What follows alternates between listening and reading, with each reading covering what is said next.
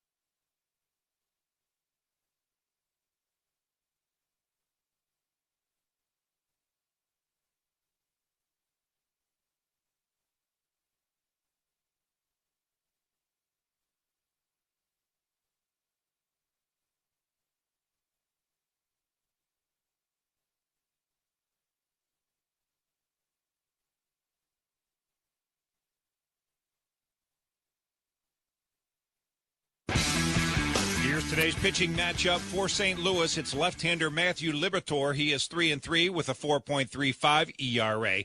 Lefty Nick.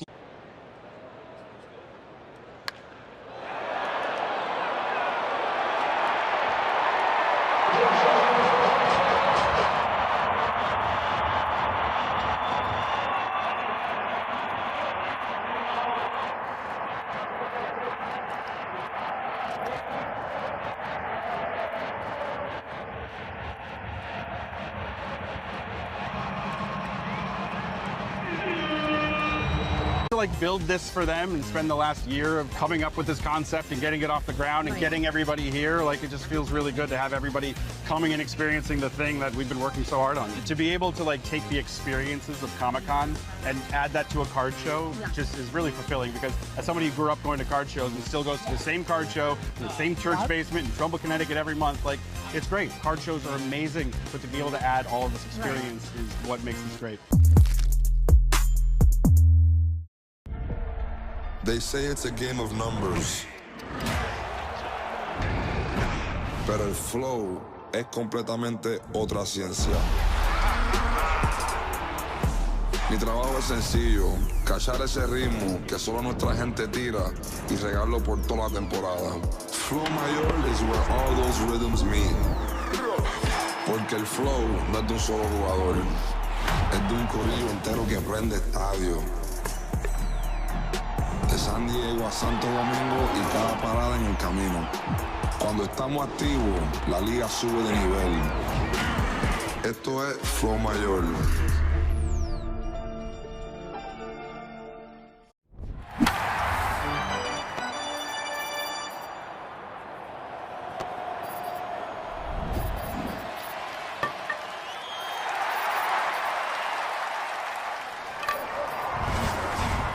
Ghost Notes.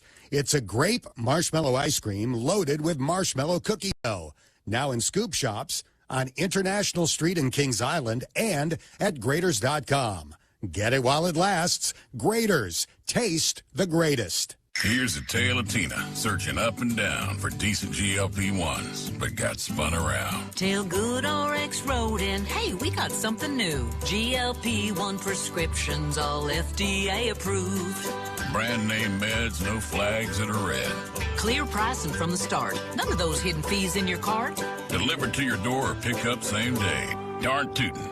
Save time and money on prescriptions. I put it to goodrx.com/weight loss. GoodRx is not insurance. Now more people than ever can bring in their bill for a better deal at Verizon. Got AT&T or T-Mobile? We got you. Xfinity or Spectrum? You too. So tell your friends, your family, your quirky neighbor Jeff. Grab your megaphone and yell it from the rooftop. Get a better deal at Verizon. Well, if you look at the infield, they just came out and put, Diamond Dry everywhere except where McKinstry needed it right here, and he loses his footing. Wonder when he realized he broke his chain. With an all-star bonus, he can get a new one. I don't know what is causing this, but we have seen more bats leave players' hands at the plate this year than I'll ever remember.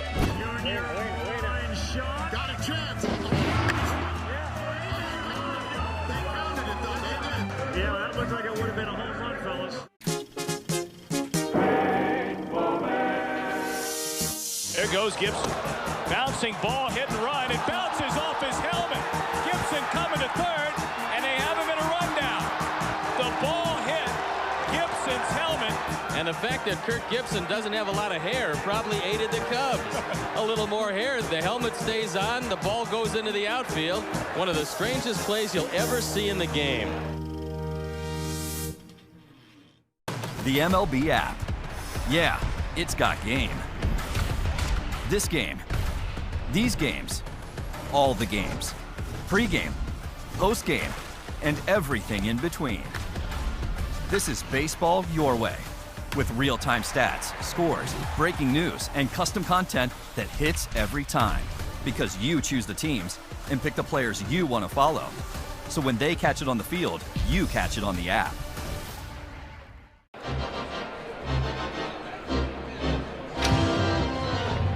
Now 33 and 28. They've moved up Mason Wynn. The designated hitter, Ivan Herrera, hits second. Batting third, the right fielder, Jordan Walker. Nelson Velasquez plays left field and hits fourth. Batting fifth, the first baseman, Alec Burleson. Jose Fermin plays third, hits sixth. Batting seventh, the second baseman, Brian Torres. Pedro Pajes will catch and hit eighth, with Victor Scott the second. In center field batting ninth, Matthew Liberatore, a left-hander on the mound for the Cardinals. Here's your umpires. At home plate, Ben May. Johnson Paynes at first. Brendan Miller's at second, to the crew chief. Chris Conroy is at third. Pleased as always to be joined by the crafty left-hander, Chris Welsh. I'm Tommy Thrall. Great to be with you tonight. And Chris, you talk about this ball game tonight, this afternoon. Reds need a win, and they got to figure out how to start beating Central Division folks. Well, you're right, and I think it's going to rely on the shoulders of Nick Lodolo. This is an interesting matchup, Tommy. A couple of left-handers, mid-20s, very similar builds, same velo on their fastball, but they do it in completely different ways. Nick Lodolo, kind of a sidearm almost, left-hander with a big sweeping breaking ball. Matthew Liberatore is a guy that throws a little bit more over the top with a curveball that goes straight down. Both of them are really coming on the scene as good major league pitchers. This ought to be a good one. It's the Reds and Cardinals. Hope you enjoy it. Let's play. First pitch presented by Cincinnati Children's, changing the outcome together. Liberatore to the plate, and the first pitch is a fastball up and away. 1:15. Our TempStar game time temperature today under mostly sunny skies is 83 degrees. Get complete home comfort with a TempStar heating and cooling system. Find your local TempStar dealer at tempstar.com. And Myers takes off the outside corner. He's ahead of the count quickly. 2 balls and no strikes against Matthew Liberatore. Liberatore making his 13th start of the year.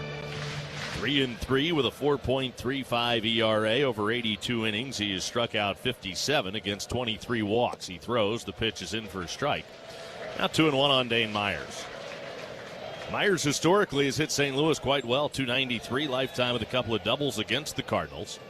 On the year, hitting 247. 3 home runs, 12 driven in. Liberatore into his windup, and the 2-1 pitch to Myers. A swing and a high bouncer foul up the third base line. Count is level at 2 balls and 2 strikes on Dane Myers. Reds jumped out to a 3-0 lead last night, only for the Cardinals to score 10 unanswered. Liberatore back into his windup, and the 2-2 pitch to Myers. And a swing and a ground ball in the hole, deep short, backhanded by Wynn. Sets his feet, strong throw, low, but picked at first by Burleson in time to get Myers racing down the line. You talk about shortstops with good arms. Obviously, Ellie comes to mind. But right up near the top and maybe the top of the list is Mason Wynn. It's a shame that Ellie is not able to play in this series because it would be a nice little subplot here to see he and Mason Wynn playing defense. One down, and now the batter is J.J. Bleday. First pitch to Bleday is swung on, and that is fouled straight back. The count is 0-1 on Bleday. Bleday, a hit last night. He was 1 for 5. He has hits in 6 of his last 7 games. .286 on the year with 10 home runs and 27 batted in for the Reds. Left-handed hitting DH on this day. And it comes from Liberator, and the breaking ball dives into the dirt. 1 ball and 1 strike on Bleday. First Reds National League Player of the Month since Joey Votto back in 2021. Now the 1-1. Bleday swings and fouls it back. Very deserving of that honor in the month of May. I'll see what he does for an encore here in June. 1 ball, 2 strikes on Bleday. Liberator into his windup and the 1-2. And Bleday swings, sends a fly ball left center field. Fairly well hit. It's going to hang up. Velasquez racing over from left, and he will make the catch deep into the left center field gap. Bleday is out. 2 gone here in the first inning. That'll bring Spencer Steer to the plate, who snapped his 7-game hit streak last night, going 0 for 3. Steer did reach base with a walk and scored a run. He's now reached in 23 straight games, adding to his career high and continuing his longest active streak in the big leagues. The pitch. Steer takes a strike on the outside corner. 0-1 on Spencer Steer. Steer hitting .274. 9 home runs, 23 driven in. Remarkable what Steer's been able to do since his slow start. He has really been just steady Eddie. The pitch, swing and a miss, and he swung right through a changeup over the outside corner. The count is 0-2. Steer in there on a regular basis, finds his way on base pretty much every day, and he has hit safely in now 30 of his last 34 ball games. 0-2 pitch to Spencer Steer. Too high. Kind of a smolder for Steer. It's not as though he got blistering hot and has been on a stretch where he's hitting about .480 over a 7 to 10 game stretch. Just nice and easy. Very consistent day in, day out. The 1-2 pitch, and Steer swings, loops this one into short right field, but right at Jordan Walker. He was playing him perfectly. Walker is there to make the catch. Side retired. The Reds go in order in the first. We go to the bottom of the first inning. It's the Reds 0, Cardinals coming up on the. Breaking ball lined into the gap in right center and in for a hit. And that was a botch of what should have been a single. It sure was. Went right off the heel of Teoscar Hernandez's glove when he boxed it. I mean, Torkelson threw a baby overhand. He couldn't catch it. How about that? First ball to the rookie making his major league debut. He loses it in the sun.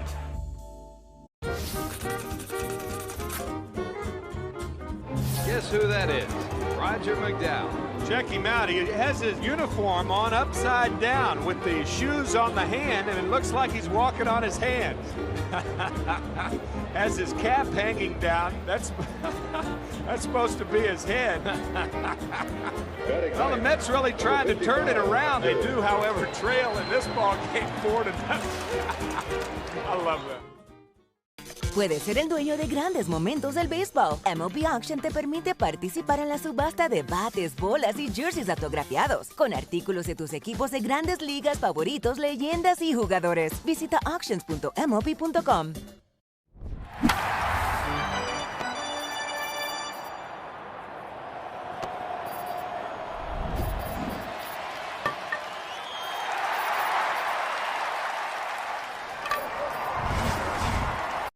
Reds fans, don't miss the bus for the Reds versus Nationals, August 7th to 10th, as part of a 4-day adventure with Croswell Tours. Explore Washington, D.C. and all its history. Visit gocroswell.com for details.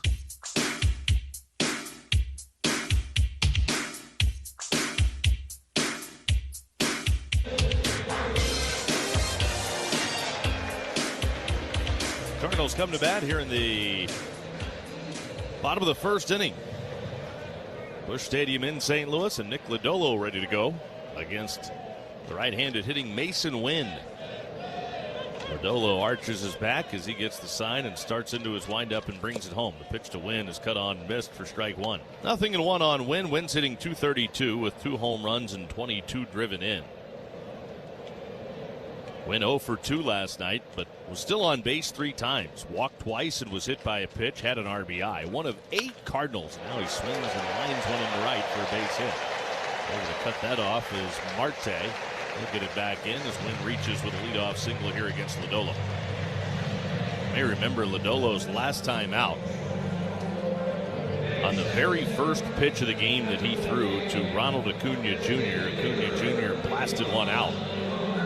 Left center field seats at Great American Ballpark. At that time, it gave the Braves a 1-0 lead. Reds would go on to win that game 6-4. It was one of 2 home runs that Lodolo gave up in a game that he really threw the ball quite well. Lodolo eyeballs the runner Wynn at first base. Now he comes home with the first pitch to Ivan Herrera, and that's in there for a called strike. 0-1 on Herrera. Herrera 1 for 4 last night.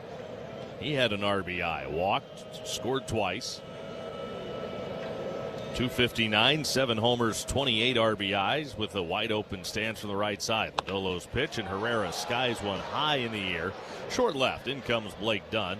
He'll wave off the center fielder Dane Myers coming over to have a look, but Dunn puts it away. And that's the first out here in the first inning.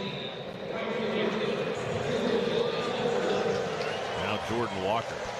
Chris, when you look at Nick Lodolo and what he's capable of, and you see Ollie Marmol really loading this lineup up with right-handed batters for the most part, with a couple of exceptions.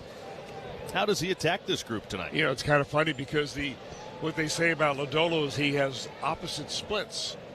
He deals to Jordan Walker, and first pitch is low and inside for ball 1. So that means that he actually gives up a higher batting average to a left-handed hitter this year especially than he does to a right-hander. But that big breaking ball is the one reason that the left-handers really don't like him. When he lands that right, he's one of the best around. The 1-0. And a fastball is in there for a called strike, sinking one to the knees on the outer half of the plate to even the count at 1 ball and 1 strike on Walker. One of his real assets is that he hides the ball so well. He steps towards, the left-handed batter's box, so he's across his body, and the hitters don't pick the ball up until late. Lodolo picks to first, chasing Mason Wynn back to the bag. He's not afraid to run. Wynn has 5 stolen bases on the season. He's been caught just once.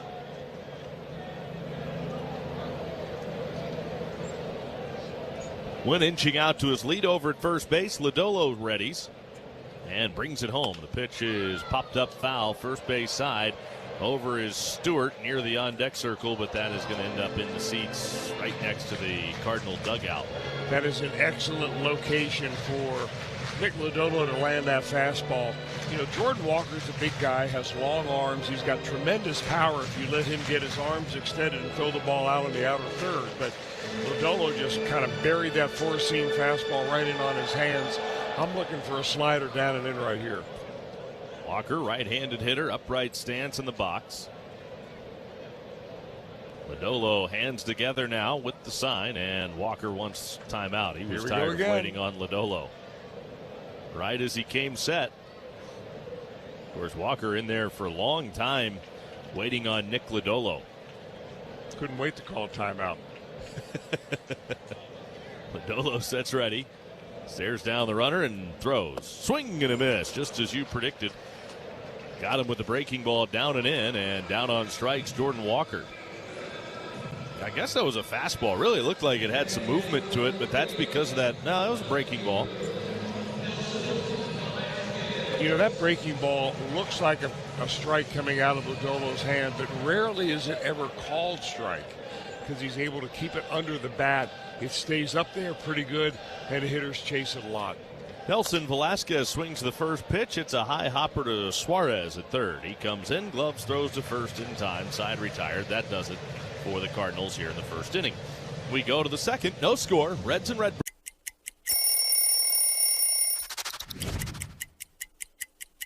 This is is a good one right here. The Padres. Little pinstripe unis. We would wear these every Thursday. When I kept it, I wanted to keep it all dirty. I always felt like if you didn't get dirty in a baseball game, you kind of didn't really play that day. So I had my pine tar there, a little dirt in the front side of it, but the brown and orange, really cool cleats. All the fans really enjoyed it as much as the players did.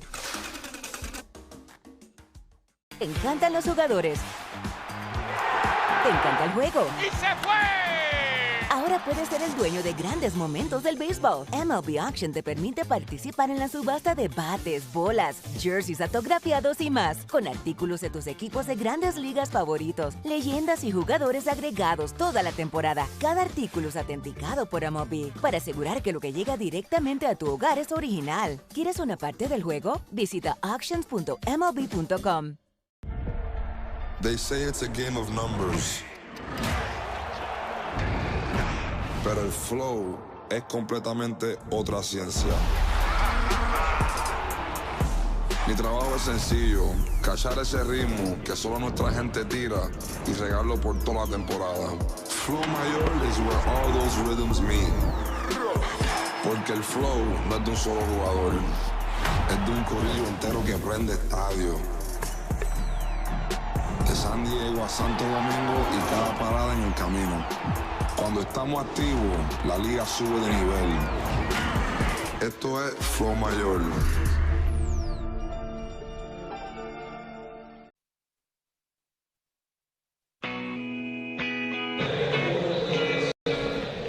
Reds come to bat here in the second inning. Sal Stewart to get things started for the Redlegs against the left-hander Liberatore. He goes to work. First pitch is on the way, and Stewart takes a strike. And Sal immediately wants to challenge. Sal turned around. Pitch is a strike. Batter challenging. It is the voice of Ben May, the home plate umpire, as we turn our attention to the video board. It was as though Sal was anticipating that being called a strike and wanted to challenge. It was low, though, on the outer half. Here's the ball. Cincinnati retains. So the count is 1-0 on Sal Stewart. It's interesting because the strike zone we have on the computer would indicate that that was a strike. Pitch to Sal Stewart, swung on and fouled back. That has been a point of contention for a long time. What you see on your TV screen at home versus what you see on your computer, what they see now in the ABS. If only the strike zone were universal. Here's the 1-1 pitch. Stewart swings and fouls that one off the catcher. It's a ball and 2 strikes, and that'll give Pedro Pajes a moment to collect himself. While they do, let's pause for station identification on the Reds Radio Network.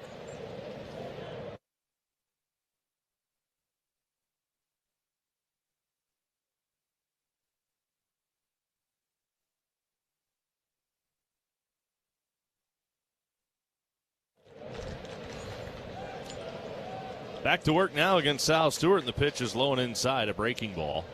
2 balls and 2 strikes on Stewart. Sal 11 for his last 34 over a 9-game swath, has his average at 263. Couple of hits last night. He went 2 for 3, double walk, couple of RBIs, and a run scored in the first. Right in the heart of that Reds first inning rally. 2-2 swung on and missed. A slider in off the plate. Stewart strikes out. There's one gone here in the second inning.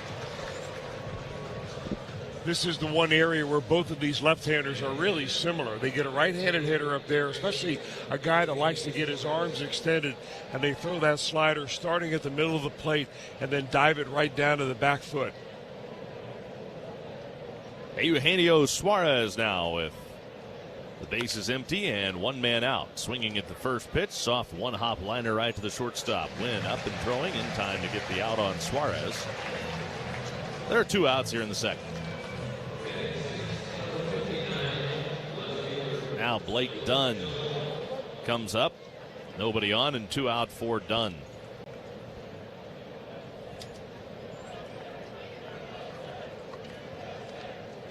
Dunn had a couple of hits last night. He was 2 for 5 with a run scored. Left-hander Liberatore brings it home. Dunn pushes a bunt up the first base line. It'll be handled by the first baseman Burleson right in Dunn's way. Gloves tags Dunn on the way by. He was really blocking Dunn to get to the bag. A smart decision by Burleson. Gorman ahead in the count. Cardinals down 5. Swing and a drive. That's a mammoth shot for Gorman. A long home run over the bullpen. No, that was a pretty easy swing by Gorman, and that ball went way over the Cardinals bullpen in right field. He has tremendous power. Get a good pitch to hit. When you do, don't miss it. Nolan didn't. 443-foot shot by Nolan Gorman all over it. Deep right field for Gorman. He got all of it. I'm hoping we talk about a winner as Mason Wynn unleashes the stretch and in time. And the arm, the equalizer. Berger out by an 1/8 of a step for a big first out. Oh no! Get out of here! Back to back to back! You gotta be kidding me. Where did this come from? 4-0 Miami. Fly ball center field. Hill and Antonacci converging. It's Antonacci with the diving play. This kid is turning into something special in left field. The Reds win! Blake Dunn delivers, tossing his helmet to the heavens. The Reds roar back from down 3-0. Kyle Harrison, outstanding once again tonight with the 12 punch-outs. Picks up his 7th win of the season, matched a career high with those 12 strikeouts.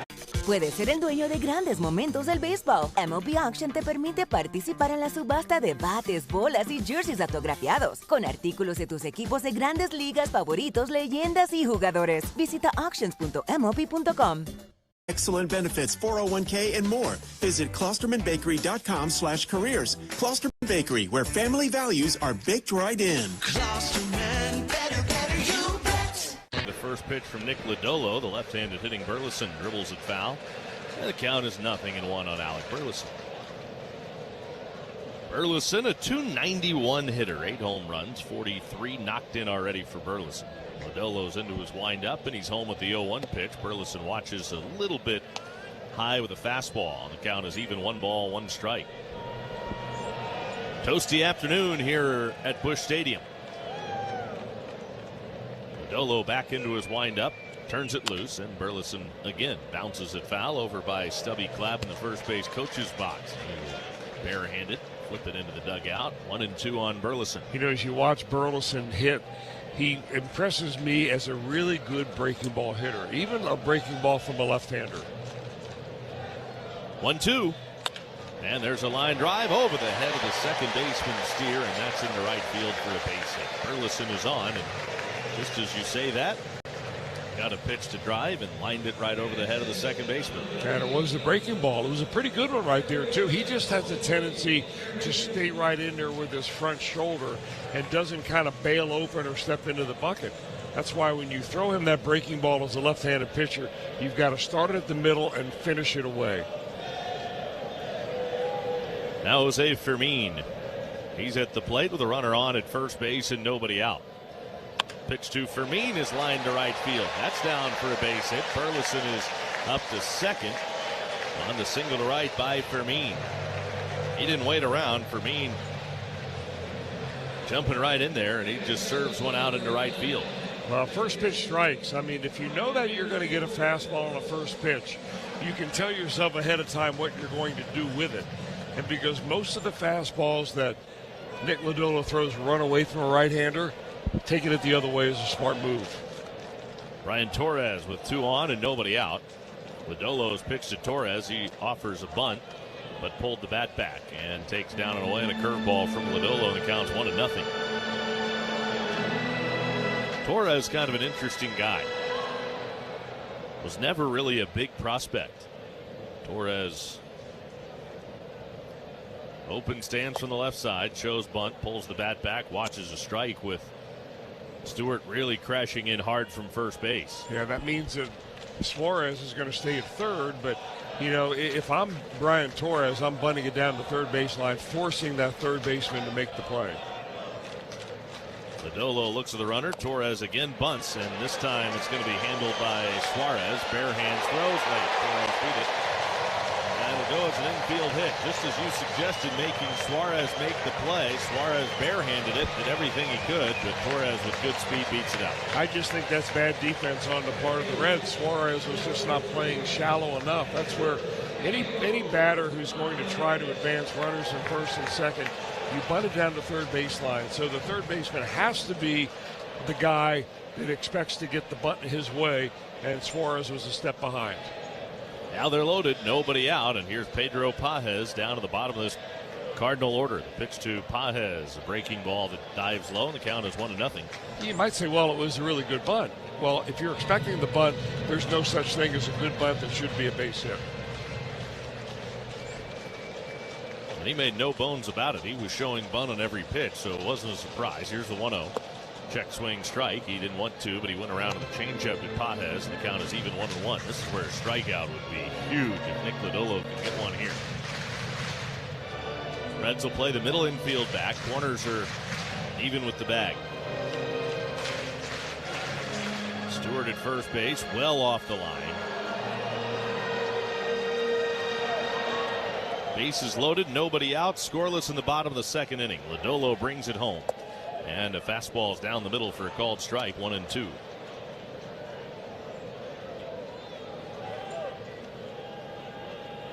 One ball, two strikes on the right-handed hitting Pages.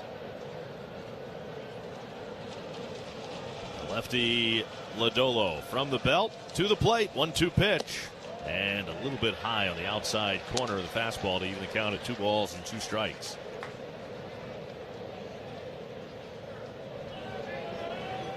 Cardinals trying to strike first. Pretty good threat here against the Reds' left-handed starter. And Lodolo home of the 2-2, and he missed up and away. Now the count's full 3-2. Well, he can't walk him here. Reds have issued way too many bases loaded walks this year. More than anybody else in baseball. Payoff pitch. Swung on, popped him up. In the air, right side. Out goes Stewart. In comes the right fielder, Marte, and it's Marte to make the catch. Boy, Stewart got tangled up with the runner Torres at first base as he tried to go back on that ball. Now, he wouldn't have had a play on it, I don't think, as it turns out anyway. But he definitely didn't, because it took him a while before he could get around Torres. But the right fielder, Marte, was able to get in there and make the catch, and now a huge out with the runner staying put.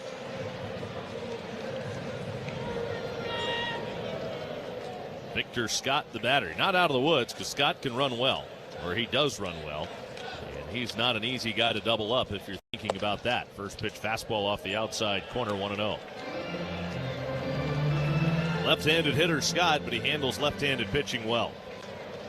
7th among all National League left-handed batters against southpaws, hitting .286 against these guys. Here's the 1-0.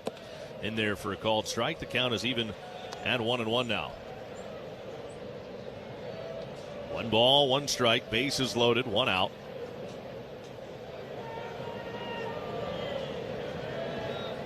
Burleson at third, Fermin at second, Torres at first, and the 1-1 pitch. Swinging a foul back, and now it's 1-2 on Victor Scott. Going Lodolo in a spot here where a strikeout would be big again. You know, you made comments last night, Tommy, about how pitch counts can be deceiving because not all pitches are delivered with the same pressure on you. This inning is one that can tire Lodolo out, but he does need a punch out here. 1 ball, 2 strikes, and here comes Lodolo's 1-2 pitch. Swinging a line drive right field, falling quickly in a hurry. Marte can't get it. It's down for a hit. 1 run is home. That's Burleson. Station to station everywhere else. Because the Cardinals had to hold up to make sure that ball would fall, they only get 1 on the bloop single into right field by Victor Scott, his 9th RBI of the year. And it's 1-0 Cardinals. Went with a breaking ball to Lodolo that time, and it was a good one, but maybe a little bit too elevated. They remain loaded with only 1 out. Now back to the top of the order. Here's Mason Wynn. Lodolo's first pitch to Wynn. Fastball on the outside corner, strike. 0-1.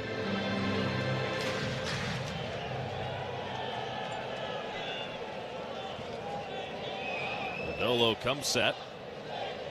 Here's the 0-1 pitch, and a swing and a ground ball skip to the right side of the infield. That's in the right center, base hit. 1 run home. That's Fermin. Torres right behind him. Around to third. Scott on a 2-run single by Mason Wynn. 3-0 Cardinals.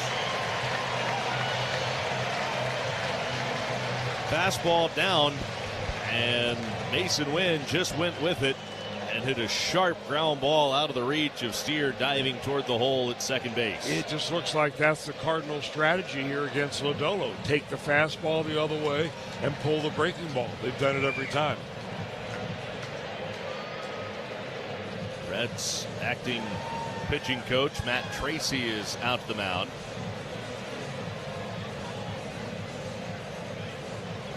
Cardinals have a 3-0 lead here in the second inning. And Ivan Herrera at the plate. Let's look at today's Reds Hall of Fame and Museum trivia question of the game. Reds Cardinals trivia this series. The Reds all-time franchise leader in games pitched. Also pitched for the Cardinals during his career. Who is that pitcher? A. Pedro Bourbon, B. Eperixi, or C. Scott Sullivan. First and third, one out. Lodolo's pitch. Breaking ball in there for a called strike. I'm going to say B. Eperixi. I think I'm going to say Scott Sullivan. I know he did play for the Cardinals, but I'm not sure if he's the all-time appearance leader. 0-1 the count. Lodolo to the plate. The 0-1 pitch is way too high, and the count is even at 1 ball and 1 strike. I want to say Pedro Bourbon, but I'm thinking that's one of those that applies to the way back players. 1 ball, 1 strike. The 1-1 pitch. Breaking ball swung on and fouled back out of play. 1-2 on Ivan Herrera.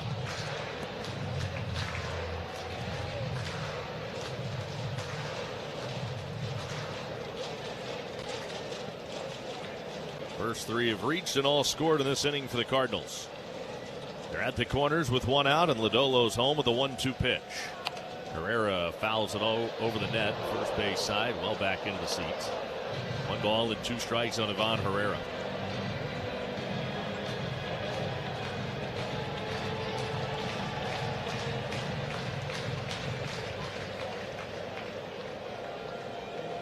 Lodolo ready. Here he comes with the 1-2 pitch. Off the outside corner. And the count is even now at 2 balls and 2 strikes. And the pitch is starting to pile up now for Nick Lodolo.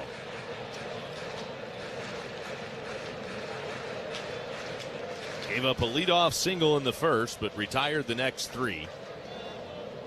The inning started with 3 straight hits, including a bunt single for the third for the Cardinals. And now time called at the plate for Ivan Herrera. And Herrera backs out of the box now. Ben May's talking with Herrera. And I wonder what that conversation was about. He asked for time. Ben May gave it to him, but proceeded to deliver what appeared to be a rather sternly delivered message. Lodolo's 2-2. Swing the grounder foul over by the on-deck batter.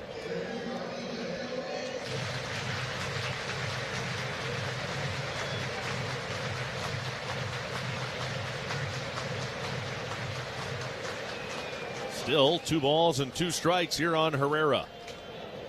The 7th pitch of this at bat on the way. Swinging again, Herrera fights it off. Stays alive. Still 2 balls and 2 strikes. Lodolo has not walked a batter yet. Cardinals, though, already with 6 hits against Lodolo, but they're all singles. The lefty pauses at the belt, looks to first, and now here he comes with the 2-2. Swinging a ground ball, left side. Loved by Suarez, goes to second, steer to first, close, got him, double play. The Reds able to turn it, 5-4-3, quick turn by Steer at second. I didn't think the Reds had a prayer to get 2, but they do, and the inning is over. The Cardinals, however, get 3 runs in the second. As we head to Chris in the third, it's the Cardinals 3, Reds nothing on the Reds Radio Network. At the warning track, and he makes the leaping grab. There's a tap, and Martin barehanded off his back foot. You gotta be kidding me. Davis Martin's on another level right now. Hit The bag pops up. Bell stays with it, dives, and he's out. Boy, everything happening there. Cam Smith going back, and he will jump up. Cam just robbed him of a home run. Oh, my. St.Don's got a long run in. He dives and makes a ridiculous play. That is as good as you can do it. Hit a ground ball, a diving stop. Jimenez to his feet. Get him. That is an outstanding play. Whoa, play by Corbin. Might not even have seen it go into his glove, and he makes a great play. Charging in is CINCINNATI. Makes the diving catch. What an effort in left field. Places it on the ground to short. Gunnar Anderson whirls and fires and gets his man. Bryce Matthews flips to Pena, bare hand, and a one-hopper to first. What else going to happen today? Henderson's bat goes flying into the stands on a strikeout. And that's not good right there. See Andy looking at it like, hey, not supposed to be doing that. Yeah, stick to basketball there, right? Oh, no catch. Love to get that one back. Alonso lost the bat as he flung at that high fastball. That's going to keep him up tonight. Can't make that catch. You got to keep that clean, right? You got to catch that.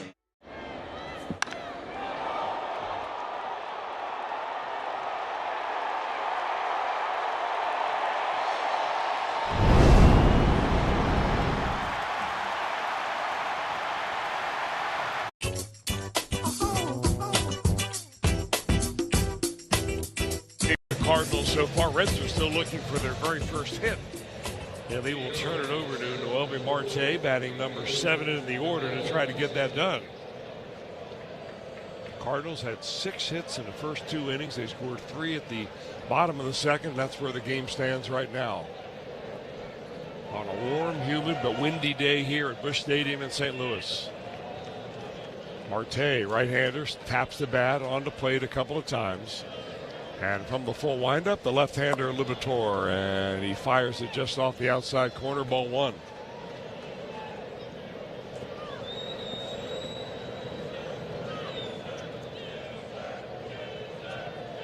Marte getting a second look here in the majors this year, and he takes fastball inside corner. 1 ball, 1 strike.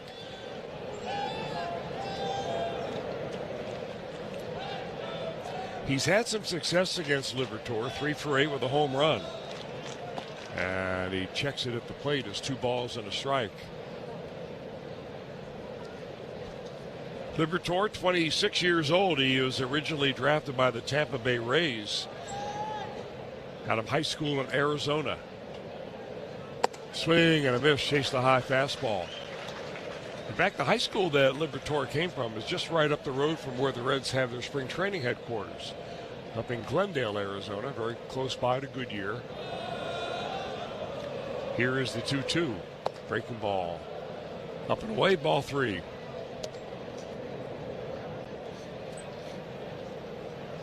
So Marte has worked a full count.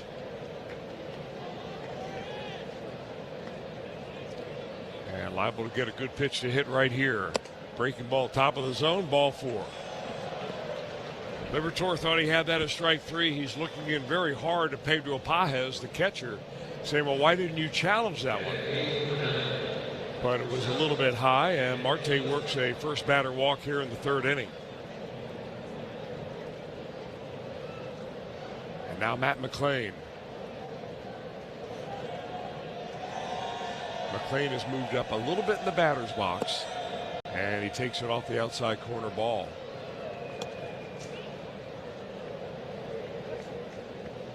I think hitters throughout baseball are doing a much better job now at simply not swinging at marginal pitches, especially early in the count. That ABS strike zone has shrunk the overall zone. That pitch is up and away, 2-0.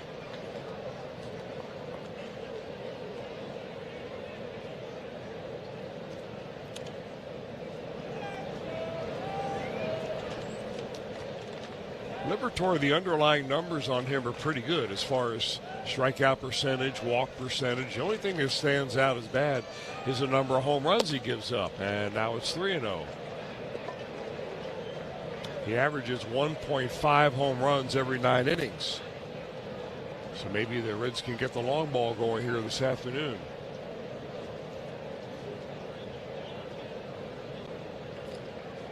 3 balls, no strikes, nobody out, 1 batter on, or 1 runner on. That's Marte, and it's ball 4. So Liberatore now has walked the first 2 batters of the third inning.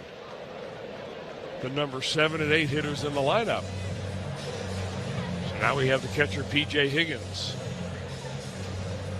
The question is here, will Terry Francona try to move the runners over, put a couple of runners in scoring position, and try to play for 2?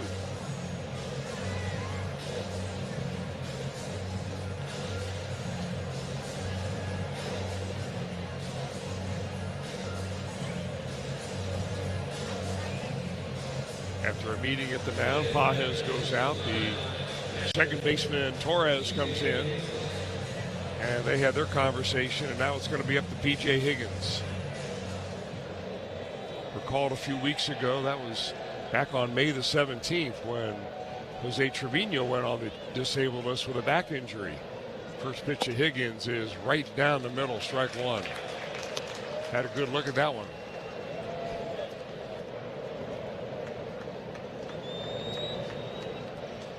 Cardinals playing for 2, infield in a couple of steps. And Higgins awaits, and a breaking ball misses down and in, ball 1. 1 ball, 1 strike to P.J. Higgins. Higgins, 33 years old, born in Bridgeport, Connecticut.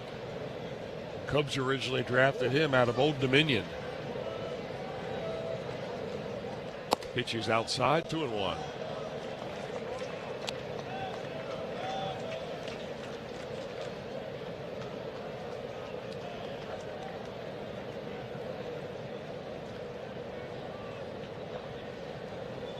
Higgins deep in the box, very quiet.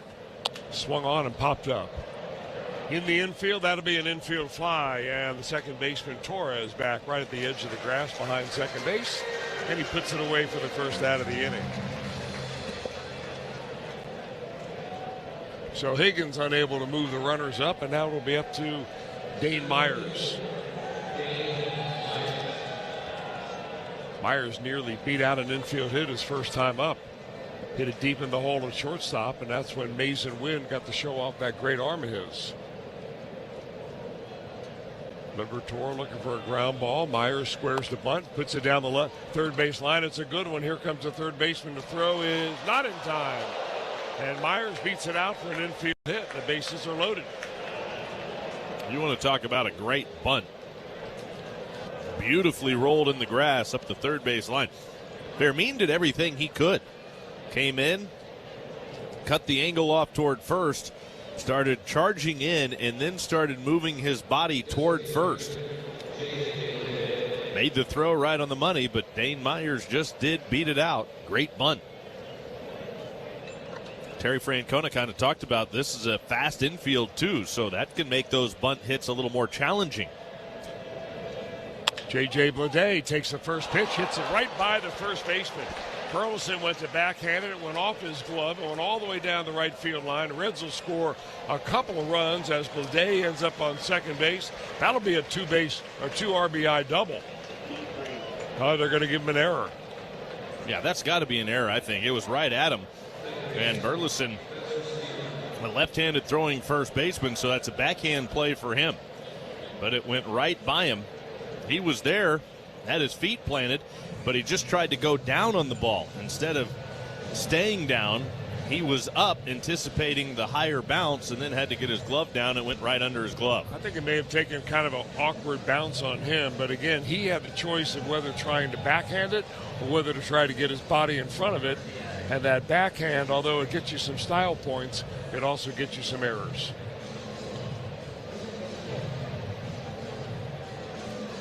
So either way, whether it's a base hit or an error, the Reds are able to score a couple of runs, and they cut that deficit from 3-0 to 3-2.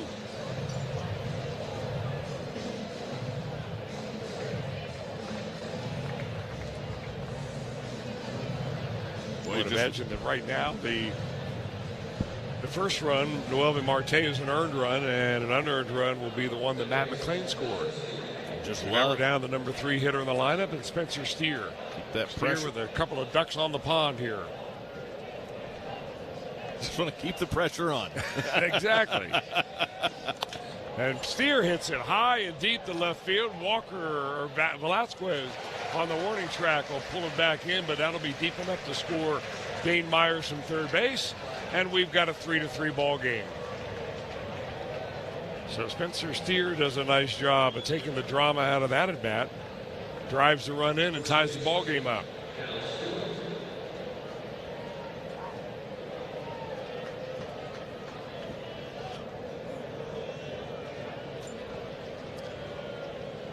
So now it'll be Sal Stewart. J.J. Bleday at second base. He stayed there, and Stewart takes a fastball strike on the outside corner. Actually a changeup, first pitch changeup from Liberatore.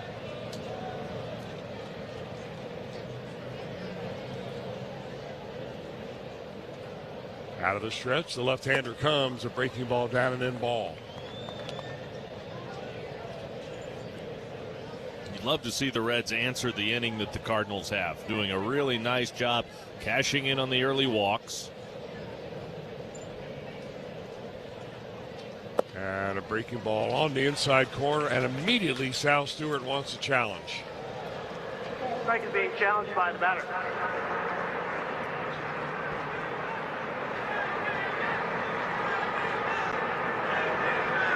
And that is a ball. So 2 for 2 now is Sal in the challenge department here this afternoon. That one was well low.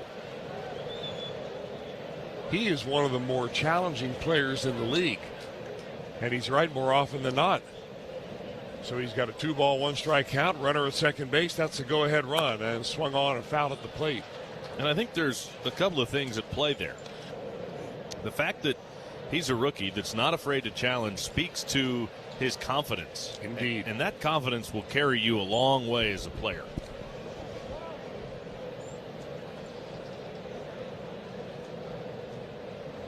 Cardinals have scored 3 runs on 6 hits. The Reds have scored 3 runs with 1 hit.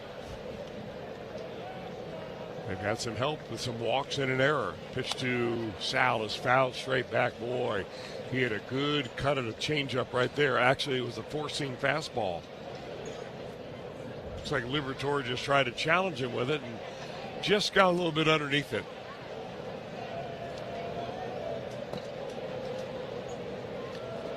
Two balls, 2 strikes, 2 out. Bleday leads off second base. Liberatore, the lefty, delivers and fouled straight back. Sal hanging in there.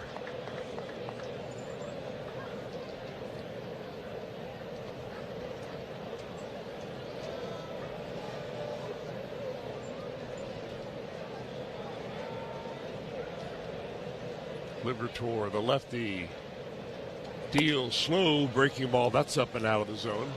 So it's a full count now with the base open.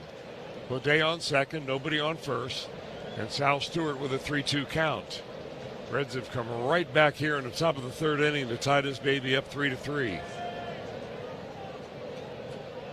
Swing and a miss. Chase the fastball, throws the bat down in disgust, and Liberatore is out of the inning. But in the inning, the Reds score a 3 spot. They tie it up. Cardinals come to bat. All time. What a night for Brian Wu. He has absolutely cruised tonight. 7 shutout innings, 9 strikeouts. Here's a drive to deep left field, up the bat, up and down, gone! Home run number 1 of 2026. And you can see the joy and the excitement on his teammates' faces. He goes the other way. He has a base hit, and the Orioles have won it. Back from the dead. In the bottom of the 9th, they were down 5-1, score 5 unanswered runs. PCA hits it into the tarps off crew. His game at the plate, he ended it with a flare at the defensive end. This guy is on another planet right now. Hotter than blue blazes. Ronald Acuna, his 2nd homer of the game, and it is his 4th home run in the last 3 games. Well, we certainly served it up over the plate. This is a burger fit for a home run king, the 99 burger in honor of Aaron Judge. They sell a bazillion of these at Yankee Stadium. It looks pretty good. I feel like we passed the test. What about you? I think so.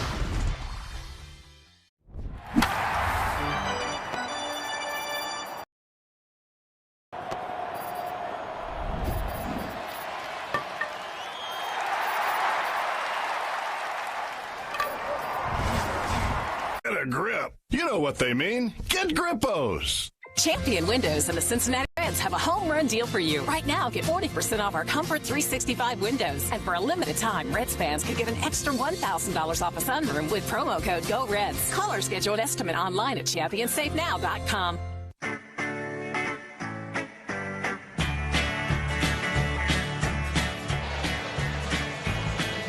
Reds 3, Cardinals 3, bottom of the third inning. It'll be right in the middle of the order for the Cardinals here against Nick Lodolo. Jordan Walker, Nelson Velasquez, and Alec Burleson. The big 6'6" lefty lifts his leg, comes to the plate, breaking ball, a beauty for strike one.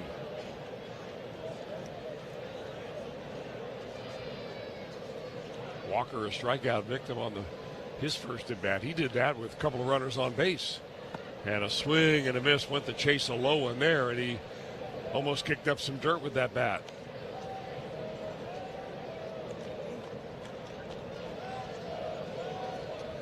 So back-to-back curveballs for Lodolo, and it's a no-ball, 2-strike count. And a fastball is swung on a little bit late, fouled off down the netting on the right side.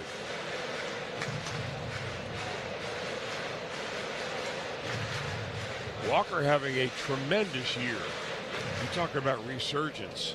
Batting average close to 300. He's hit 15 home runs and he has driven in 45. Swung on a shot into right field. That is right by Sal Stewart. And he hit it very sharply and has a base hit. Cardinals are really doing an excellent job of taking that Nick Lodolo fastball the other way. Let's pause for station ID up and down the Reds Radio Network.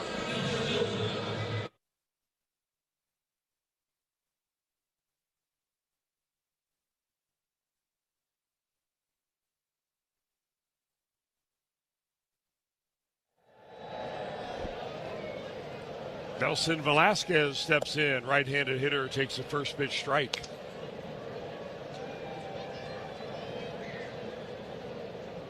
Velasquez comes in with a bodacious .429 batting average. Walker lead off first base. And swung on by Vasquez off the right side. Fouled. That'll go up into the stands.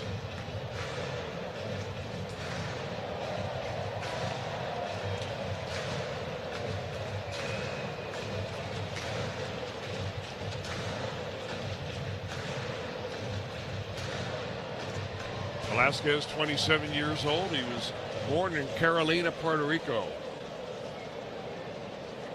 That's where the Cubs drafted him back in 2017.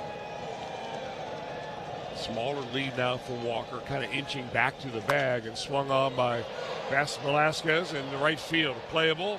Right in front of the warning track is the right fielder, Noelvi Marte.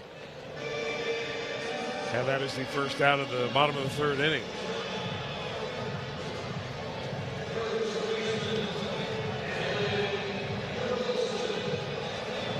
Now Alec Burleson.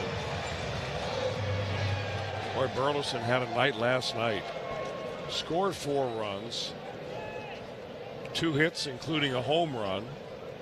Every time you looked up, he was on base. First pitch, there goes Walker, and a throw to second base by Higgins, not in time. Had a huge jump off of Lodolo. He went as soon as Nick lifted his foot off the ground, and I mean, he was about a third of the way there by the time the ball even got to the plate. So the Cardinals pushed the running game, and they put a runner in scoring position with 1 out for Alec Burleson. The pitch was a ball.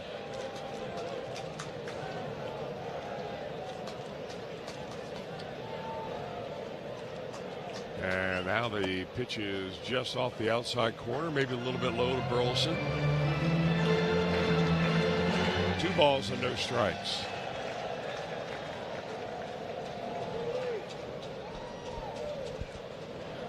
Really, this Cardinal offense this year has basically circled around Walker and Burleson. That pitch is outside to make it 3-0. Walker, the right-handed power hitter, Burleson, the left-handed power hitter. Burleson 8 home runs, but he has driven in 43. And the 3-0 is right there for strike one.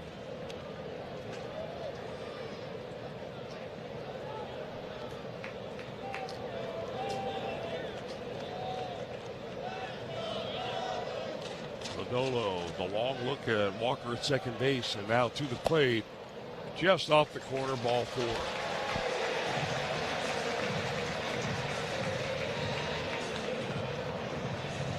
So Burleson works a 1-out walk, puts runners at first and second for the Cardinals in the 3rd inning.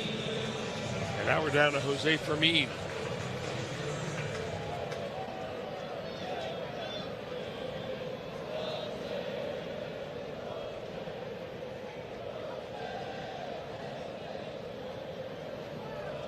And Fermin takes it down and in ball 1. Fermin, 27 years old. He is from Puerto Plata, Dominican Republic. Has been with the Cardinals his entire major league career, which started in 2023. There's the fastball, strike inside corner.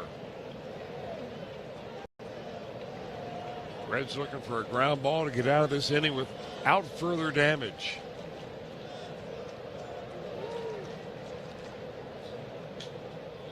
And the pitch by Lodolo is a check swing at the plate. He went, and it'll go to 1 ball and 2 strikes to Felix Fermin.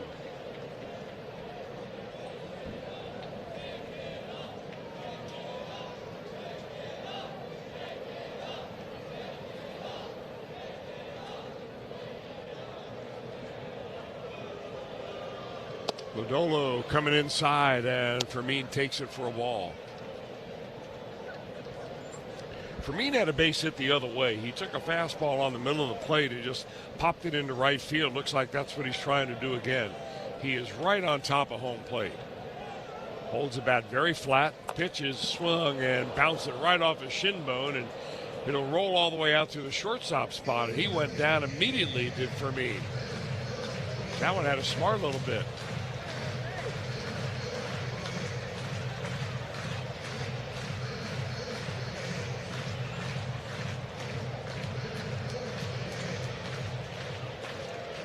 And I mean shin bone, I'm not kidding about that. We used to joke in the dugout about that and call that a shin burger. That's what your calf looked like after a couple of days. And now Fermin will call timeout just as Lodolo gets ready to pitch. Interesting how certain teams have handled that timeout by the hitter differently. It's a concerted effort here. Here's the 2-2. Outside, that's a ball. So we're going full count. Yeah, it definitely seems like it's a big part of the Cardinals' strategy, the way they use their timeouts. 3 balls, 2 strikes, 1 out. Big lead by the first base runner, and Walker at second not going and popped up. It ought to be an easy play and an infield fly going right to the second baseman, Spencer Steer. So Lodolo, nice comeback job to get Fermin, and now 1 out away getting out of this inning.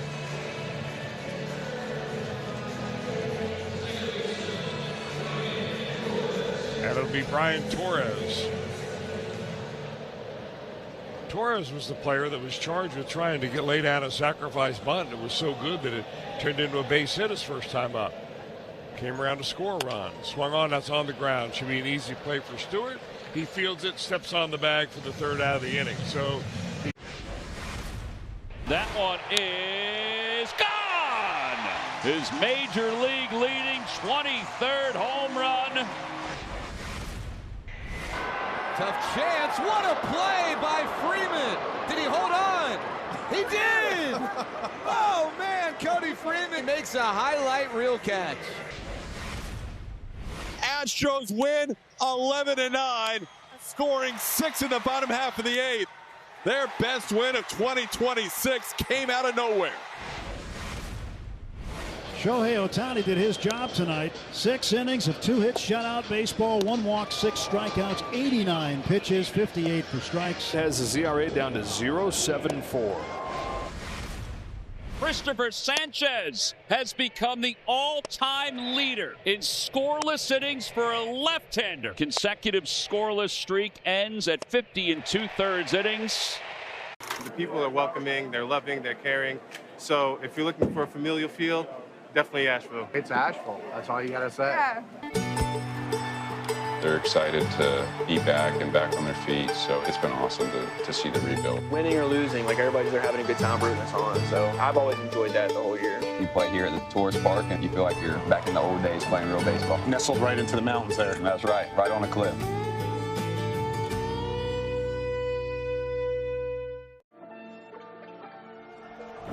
They say it's a game of numbers, pero el flow es completamente otra ciencia. Esto es flow mayor.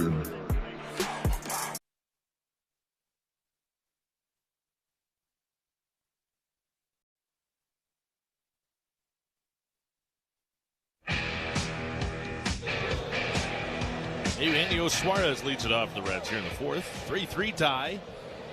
Busch Stadium, St. Louis. Middle game of this 3-game series, and the left-hander Matthew Liberatore back to work for the Cardinals.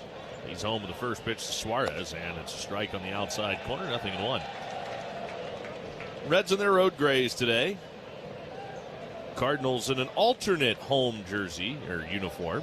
It's a cream-colored uniform. Swing and a miss by Suarez, and it says St. Louis, not Cardinals, but St. Louis on the front with the birds on the bat.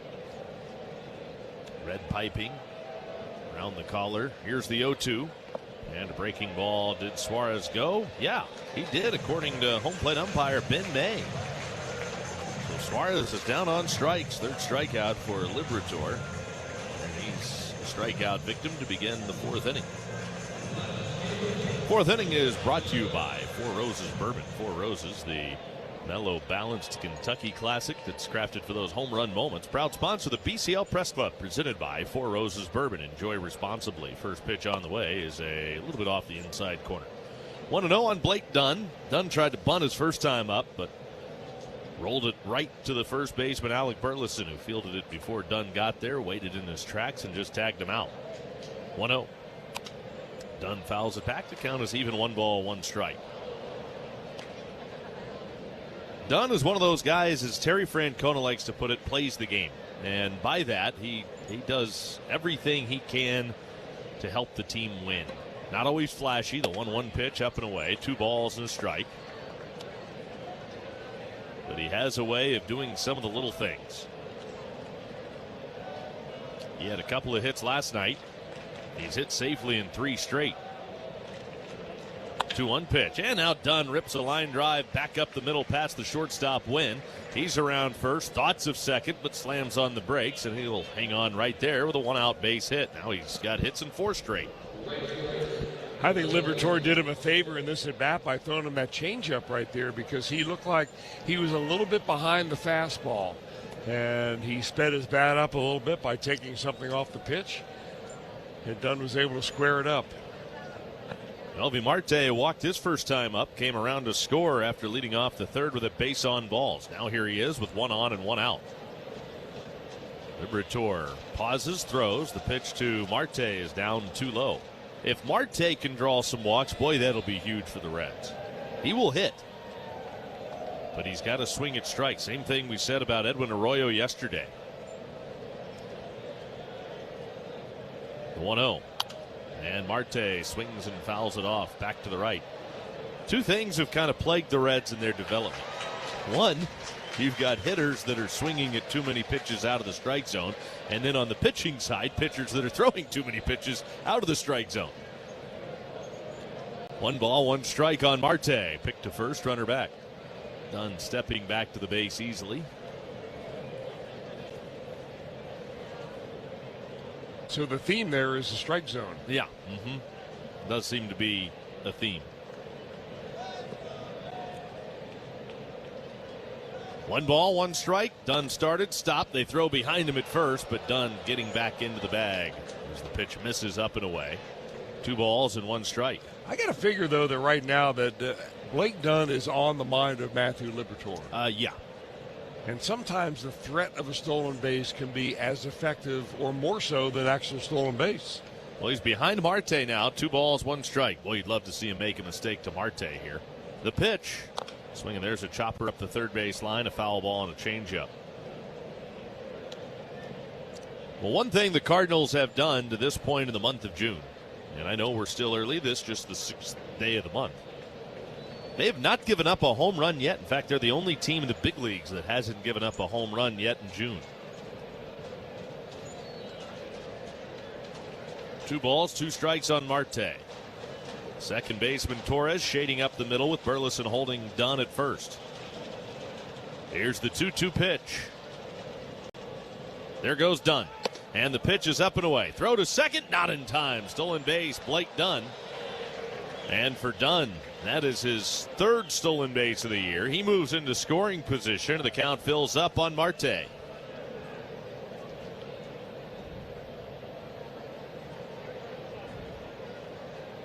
Tried to get Marte to go after a high fastball on the outside corner, but Marte wouldn't offer at it. Now the count's full. Dunn off the bag at second base. The pitch. And Marte goes the other way and fouls it into the seats down the right field line. There are also times where it's almost advantageous to have a runner at first base as opposed to the runner at second base if you have a hitter up that knows that likes to go the other way. Not saying that's necessarily the case here with Marte. Or a lefty that pulls. Or that. And now Liberatore is going to back off the rubber. 3 balls, 2 strikes, the count on Noelvi Marte. Liberatore ready at the belt, eyeballing Dunn. 3-2 pitch, swing and a miss. That time he did get him with a pitch that appeared to be up, maybe out of the strike zone. It was a slider. And Marte swings right through it. 2 gone here in the 4th.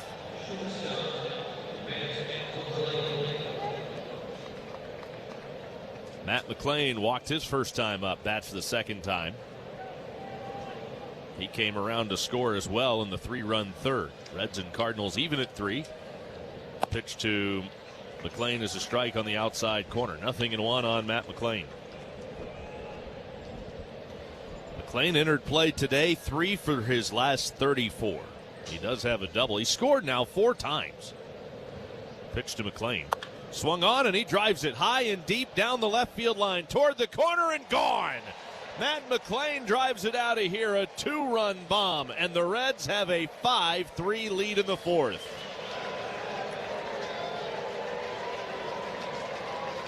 He turned on a breaking ball down and in and kept it fair inside the line and left.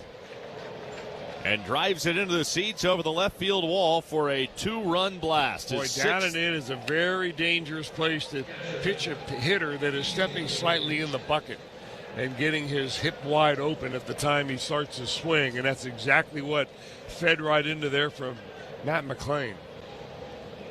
His 6th home run of the year, RBIs 22 and 23. And now P.J. Higgins takes up and away for ball 1. Well, that gets the pressure off of Matt big time. Well, you sure hope so, don't you? Well, the thing about it, I was reading off those numbers and how much he's been struggling lately. But when he gets on, he finds a way to score. The pitch is up and away.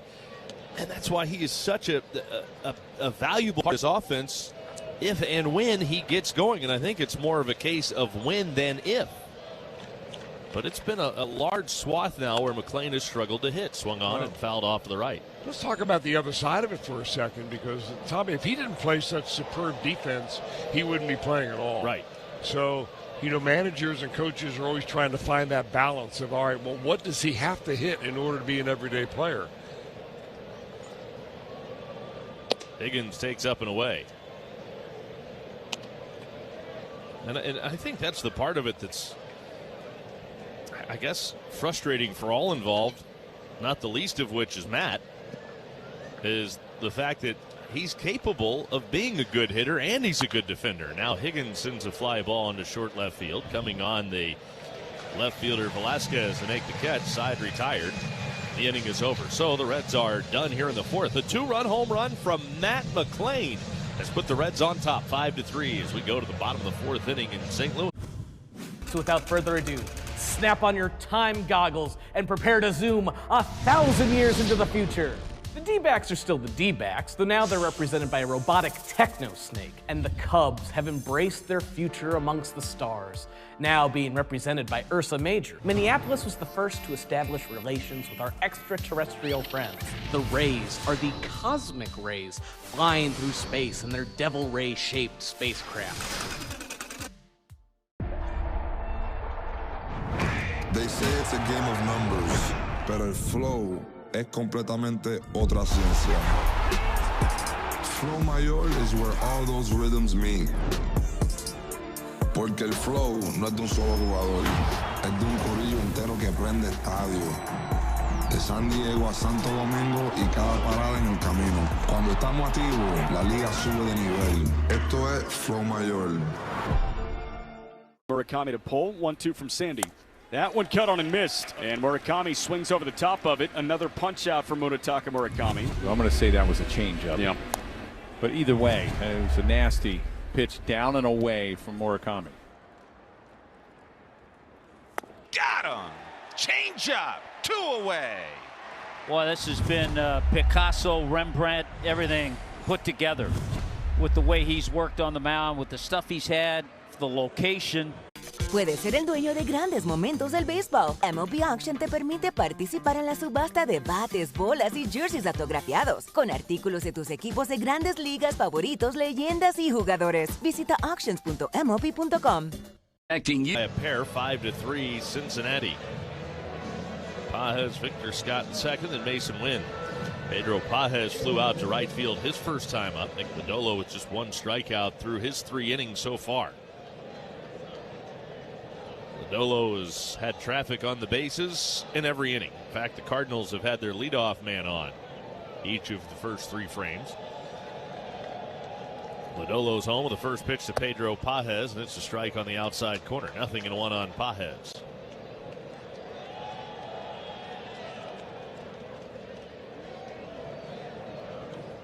Now the left-hander's 0-1. Pages swings, fouls it straight back. No balls, 2 strikes on Pedro Pages.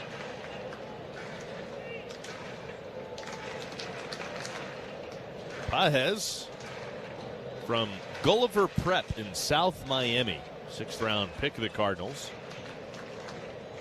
After his high school work, went to Florida Atlantic University in Boca Raton, staying in South Florida. The 0-2 pitch, breaking ball off the outside corner. Became a 9th round pick in 2019.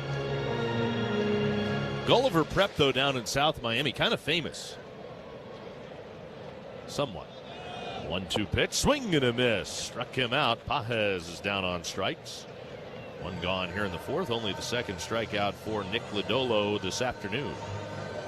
With 1 out, here's Victor Scott the 2nd, but a few famous alum from there. The Iglesias brothers, Enrique and Julio Jr. Iglesias, both went to Gulliver Prep, as did the grandson of George H.W. Bush. George P. Bush went there. Pitch, swinging a foul, left side. It's out of play.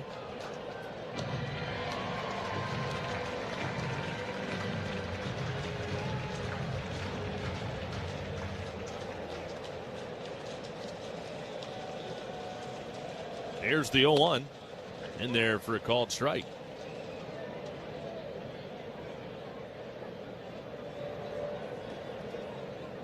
Of course, George P. Bush's dad, Jeb Bush, was the governor of Florida there for a while. Here's the 0-2 pitch, swinging a foul over by the on-deck circle. No balls, 2 strikes on Victor Scott the 2nd, and then another famous alumni from Gulliver Prep, former NFL star Sean Taylor. So pretty good track record of success, I would say, at that high school in South Miami. In the dirt outside from Lodolo. 1 ball and 2 strikes on Victor Scott the 2nd. Base is empty with 1 man out.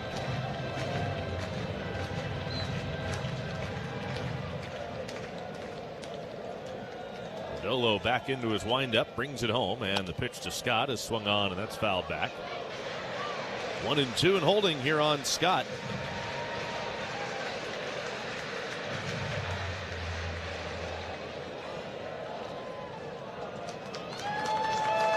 Lodolo back home again with a 1-2. And Scott lays off the breaking ball down and away. Count will level off at 2 balls and 2 strikes. Reds have scored all 5 of their runs over the last 2 innings. The Cardinals got on the board first, a 3-run second. Reds answered with 3 in the third, 2 in the fourth. 2-2, swinging a soft bouncer to the right side. Up with it, Steer. He has to get rid of it quickly. It was a slow roller, but he does in time to get Scott. Now 2 very quickly gone here in the Cardinals' 4th inning. Western and Southern Financial Group wants to strike out cancer all season long. Every time a Reds pitcher strikes out a batter, Western and Southern donates to support cancer research, education, and care in the greater Cincinnati area. When it comes to fighting cancer, we're all in this together. Back to the top of the order now with the bases empty and 2 outs. Mason Wynn, the batter, 2 for 2 with a pair of singles for Wynn. He takes a little bit high on the outside corner for ball 1.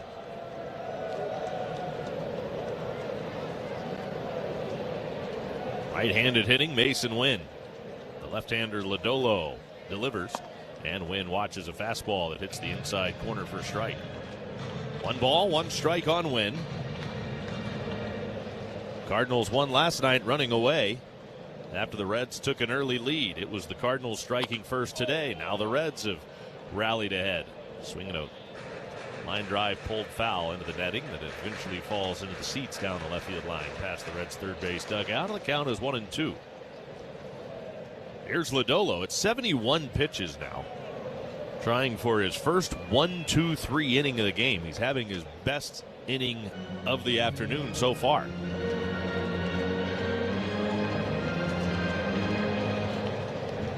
Back to work now, ready at the belt. Here's his 1-2 pitch to Mason Wynn.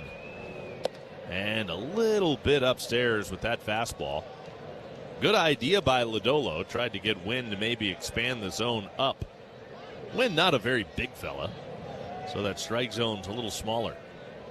Pitch. Wynn pops it up, foul, first base side. The question is, will it stay in play over by the Cardinal dugout? The answer is it won't. And on top of the Cardinals dugout, bounce back out of play. Let's pause for station identification on the Reds Radio Network.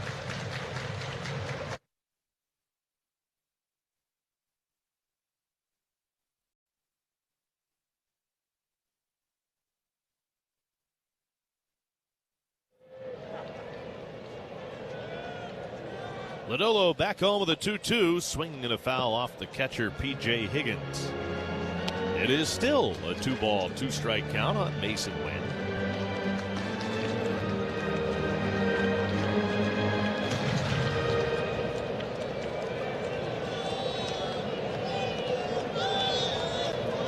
Here's Lodolo's 2-2. And strike 3 called. Frozen with a fastball. Wynn caught watching. Lodolo strikes out 2. Mitch Meyer at the wall, leaping off his glove, and look at Ross Glow preventing a 3-run home run. That is one of the oddest plays. Giles, a long run towards the corner.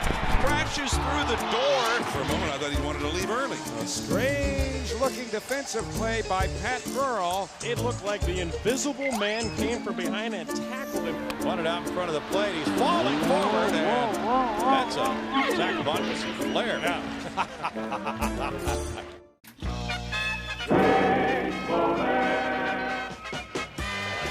Breaking ball, grounder. Marshall lets Jeffries get it, toss to Cone, he tags the bag.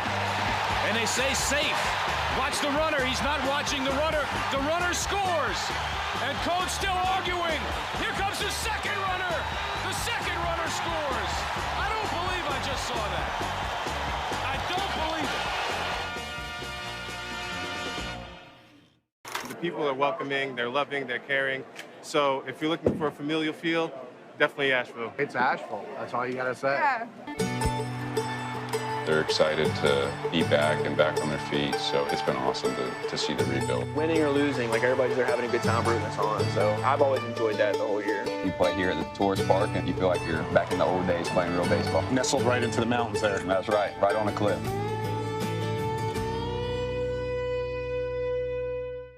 Puedes ser el dueño de grandes momentos del béisbol. MLB Auction te permite participar en la subasta de bates, bolas y jerseys autografiados, con artículos de tus equipos de grandes ligas favoritos, leyendas y jugadores. Visita auctions.mlb.com.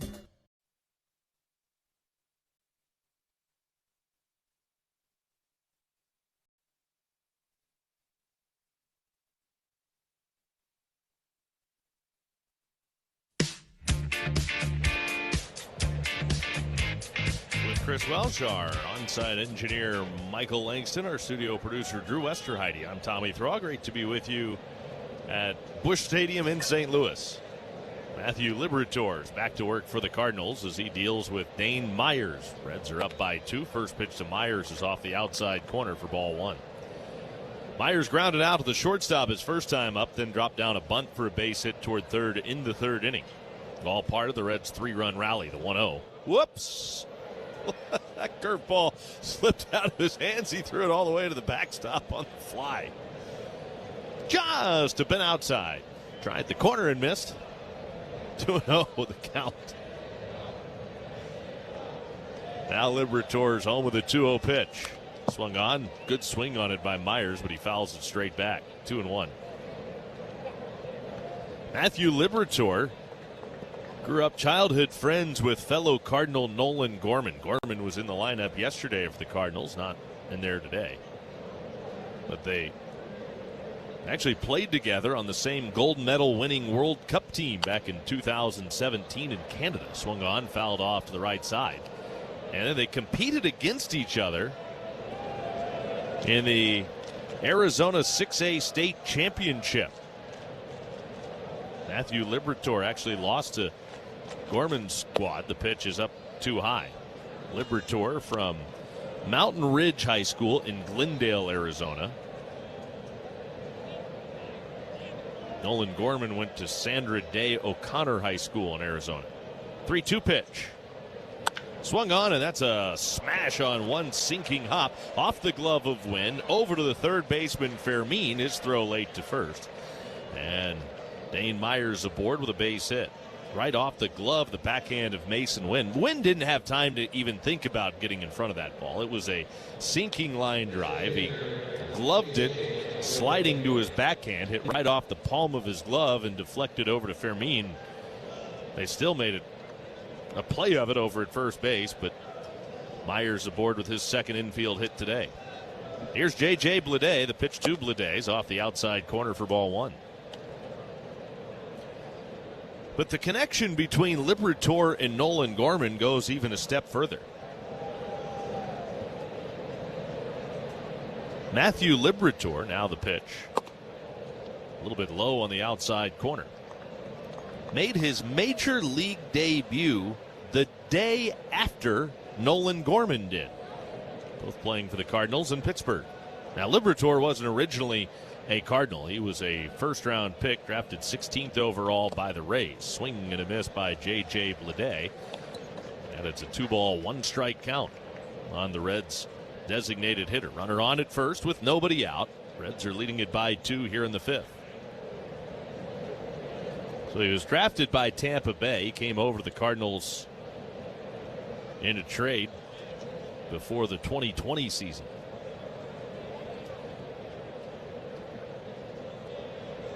Liberatore stares in, has the sign, readies.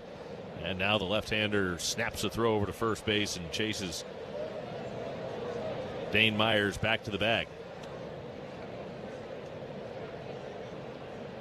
Liberatore grew up admiring Sandy Koufax. Now, of course, he never got a chance to watch Sandy Koufax play. But he ended up, now the pitch. This time the runner goes. The pitch is up and in. Throw to second, and not in time. Myers just snuck his hand in under the tag of Mason Wynn. Pages made a strong throw to second base, but it was a little bit up. So Wynn had to reach up, take the throw, and then get the tag down. And he just couldn't quite get the tag down soon enough. And, well, maybe he did. The Cardinals want a challenge. So we'll see if the tag was there in time. St. Louis challenging the save call at second base. That's the voice of Chris Conroy, the third base umpire and crew chief. So we'll take a look. Well, Pages has had a couple of chances to show off a really strong arm, but both of the throws that he's had trying to retire a runner stealing second base have been offline. One on the third base side, that one is a little bit too high. It's incredible how close these plays are. That one bang, bang, and usually that's the case. Of course, why they go to review, because they're close plays. Pages kind of cocks his head to the side looking at it on the big board here in St. Louis as if to say, I'm I mean, it's bang, bang. The throw beat him. But like we said, he had to go up to take the throw and then bring it down. The tag was right around the shoulder of Dane Myers. So the question is, this time the Reds are the beneficiaries of the fact that the call is on the field. The call goes the Reds' way. So he's already safe, so you just have to see enough to overturn that and see if they do in New York. 102nd. Nobody out. Hey, Reds fans, Kroger gives you more ways to save. Low prices in every aisle, digital coupons in the app, and fuel points to save up to $1 per gallon. Kroger, official grocery partner of the Reds.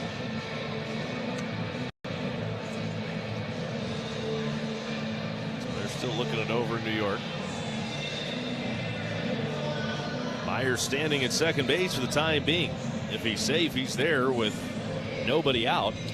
And a very favorable count on J.J. Bleday. Let's find out the answer. After review, the call on the field stands. The runner is safe. St. Louis will lose their challenge.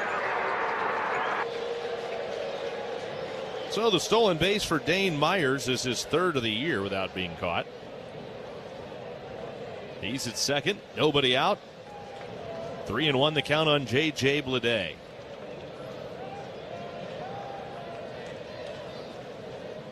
They scorched one by the first baseman Burleson his last time up. It went for an error. The pitch is in there for a strike, and now a full count, 3-2.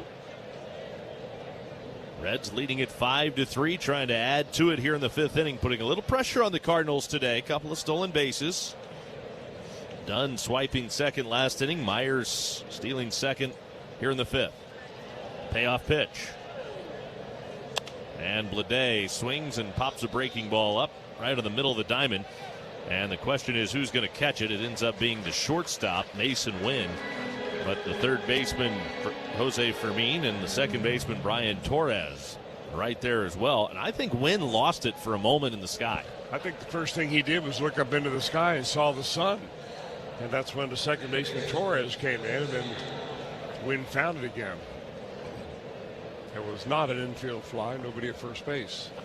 So one out. Here is Spencer Steer. In fact, Dane Myers even looked at third base.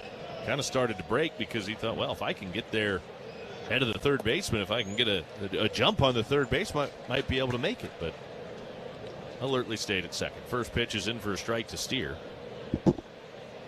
Steer sac fly to left field on a wild hit ball his last time up. 0 for 1 with a fly to right from his first at bat. Action in the bullpen. Swing and a miss and a good breaking ball down and in. Gordon Graceffo is up and throwing. A right-hander in the St. Louis pen. Myers at second. He's there with one out.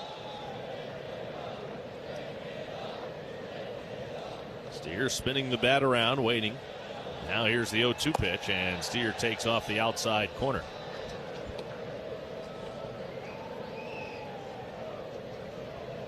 Steer for a while now has been one of the Reds' hottest hitters. You've got to go back a ways to find the last time he was held hitless in back-to-back games. The 1-2 pitch, and the runner looked back to second by Liberator. He didn't go back-to-back games for the entire month of May. Hitless. Last time was late April. Breaking ball down and in. April 25th and 26th.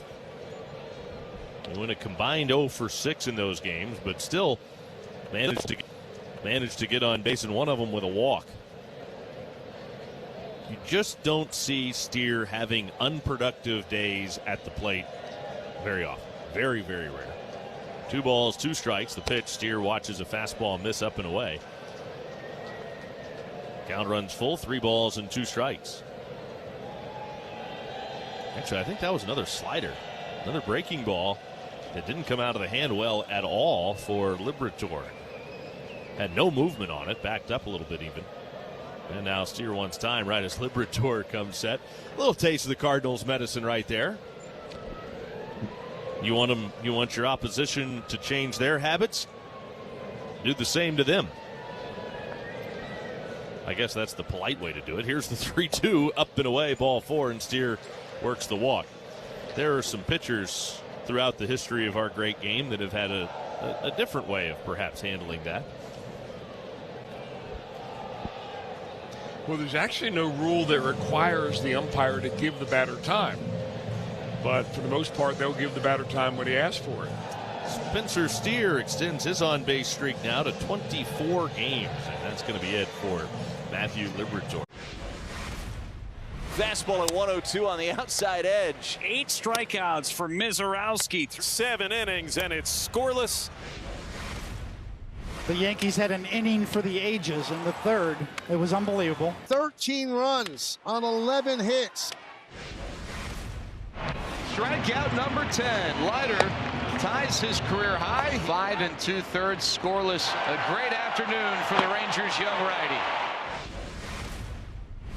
Oh my goodness. You want to say that this guy is back? He's more than back. He is absolutely on fire. Acuna strikes again. His last 5 hits, all 5 homers. Tracking it back towards the wall. It's by the pole, and Siri got it. He went up and got it. Took away a grand slam. That's an outstanding saver of 4 runs.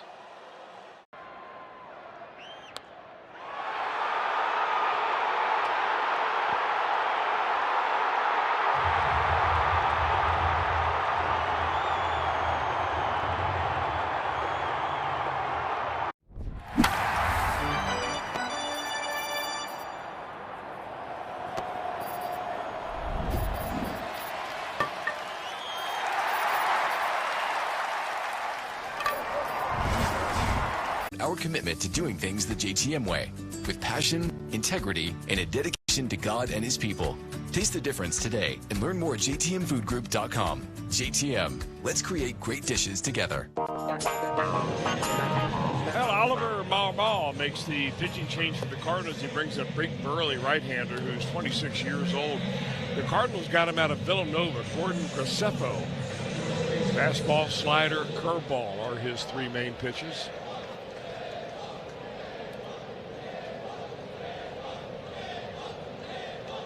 Sal Stewart will bat. Runners at first and second base with 1 man out. Graceffo readies at the belt. And the right-hander brings it home. First pitch is off the outside corner for ball 1 to Stewart. Stewart has challenged a pitch and won both times he's been up so far in this game. However, he has struck out in both of those at-bats. 2 on, 1 out. Graceffo to the plate, and Stewart takes a strike. And leaving the count at 1 ball, 1 strike.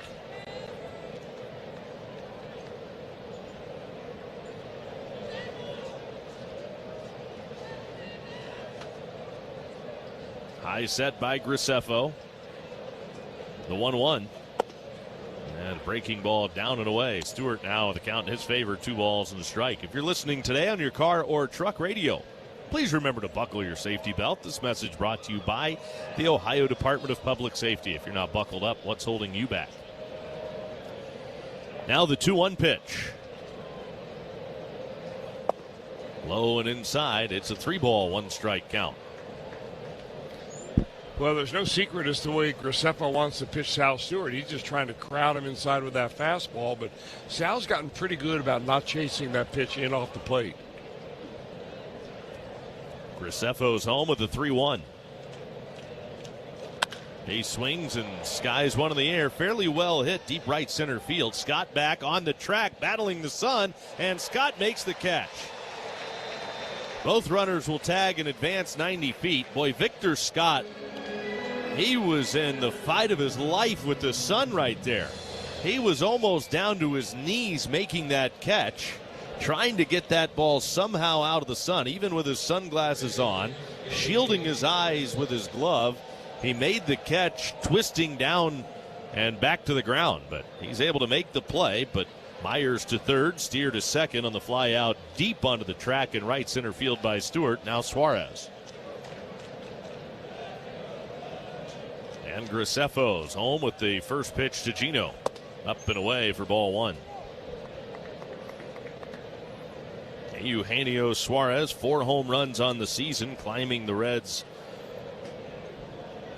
all-time home run leaderboard. Next name, pretty familiar on the list, Barry Larkin. He's 5 away from Lark.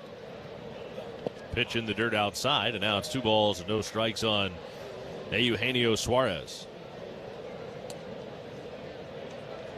Suarez currently 12th in the Reds' all-time list. Larkin 1 spot ahead of him at 11th. Suarez, more than anything right now, is just trying to break out of a slump. He's been scuffling at the plate. 0 for 2 so far today. A ground out to short and a strikeout. He's ahead of the count, 2-0. Graceffo to the plate. Suarez watches a fastball hit the outside corner for a called strike. 2-1. You know, Suarez is such a good breaking ball hitter. He gets a majority of his home runs on sliders from right-handers, even good ones. But Graceffo throws pretty hard. He's keeping the heater on him. 2-1. Swing and a miss. And there's the breaking ball, but Gino right over the top of it. 2 balls, 2 strikes. Second and third, 2 away. Base hit would probably net the Reds a pair of runs right now. Suarez wanding the bat out over the plate. Graceffo sets ready. Here he comes. The 2-2. Swing and a miss. Struck him out. Got him with a slider. And the inning is over. The Reds. The MLB app. Yeah, it's got game. This game. These games. All the games. Pre-game. Post-game. And everything in between. This is baseball your way. With real-time stats, scores, breaking news, and custom content that hits every time. Because you choose the teams and pick the players you want to follow. So when they catch it on the field, you catch it on the app. Gosh, we've gone to Sea Dogs games since we were kids. I've been coming to see the Sea Dogs for the last 30 years. Great experience. Everybody here is just bends over backwards to help people out and wish the world was like it is right here at the ballpark. We've always wanted to be more than just a baseball team. We want to be strong, active, contributing members of the community.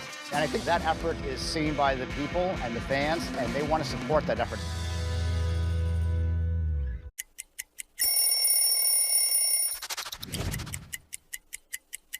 This is a good one right here. The Padres. Little pinstripe unis. We will wear these every Thursday. When I kept it, I wanted to keep it all dirty. I always felt like if you didn't get dirty in a baseball game, you kind of didn't really play that day. So I had my pine tar there, a little dirt in the front side of it, but the brown and orange, really cool cleats. All the fans really enjoyed it as much as the players did.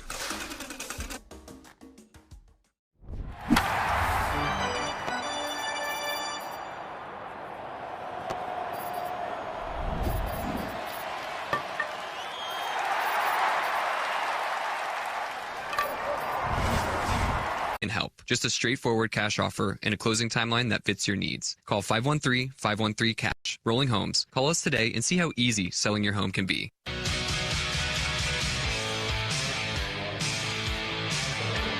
Cardinals come to bat, bottom of the 5th inning, Busch Stadium in St. Louis. Middle game of this 3-game series between these 2 divisional rivals. Cardinals have played a little better within the division than have the Reds. Swing and a miss, and a first pitch breaking ball down and in. 0-1 on the count on Ivan Herrera.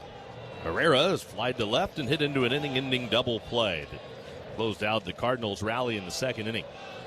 Lodolo coming off a 1-2-3 4th inning. Now he misses in off the plate. 1 ball, 1 strike on Herrera. 5-3, Reds have the lead. We're in the bottom of the 5th inning. Busch Stadium. Lodolo's pitch and a swing and a bouncing ball foul, third base side. Decent crowd on hand here for last night's game. Little lighter today on this Saturday afternoon. Series will wrap up same time tomorrow. 2:15 beginning Cincinnati time.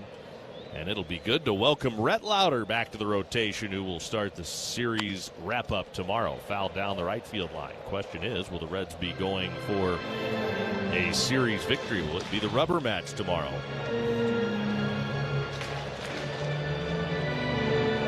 Lauder made 1 rehab start down in Louisville. Went well. Now the 1-2. Swinging a ground ball foul, third base side. Terry Francona a few days ago informed Chris Paddock that he would move back to the bullpen or move to the bullpen for the Reds. He is available there now. He was available there starting last night. Swung on, fouled into the net above the Cardinals' first base dugout. He went ahead and threw a side just in case the Reds ended up in a situation over the next few days where they might still need a starter. So they wanted to make sure that he had plenty of time to recover from that side session, and now he's readily available in the bullpen. Swinging a little looping liner up the middle. Spencer Steer, who's shaded that way, moves toward the bag and behind the base will make the catch to retire Ivan Herrera for the first out here in the 5th inning. Get that great taste of the ballpark at home with JTM's Philly Kits and Fat Tire beer, cheese, and pretzels. Find these game day favorites in your grocery freezer. JTM Food Group. Let's create great dishes together. Jordan Walker at the plate now with nobody on and one man out. First pitch to Walker. Backdoor breaking ball in for a strike, 0-1. Boy, has Walker just torched the Reds. He's 1 for 2 so far today. Singled and stole a bag in the 3rd. Swung on, fouled back. He's behind the count here, 0-2. So far against the Reds this year, keep in mind, it's only 3 games. He has gone now, including the 1 for 2 today. He is 8 for 16. 0-2 pitch. Walker takes a breaking ball low. But he has 3 doubles, 2 home runs, and 8 RBIs. Now a stolen base to add to all that, too. Who does he think he is, Albert Pujols? Yeah, no kidding. I mean, come on. Take it easy on us. Well, he has joined Albert Pujols and a few others as lone Cardinals with 40-plus career home runs before they turn 24. The pitch is low to Jordan Walker, and the count is 2 balls and 2 strikes.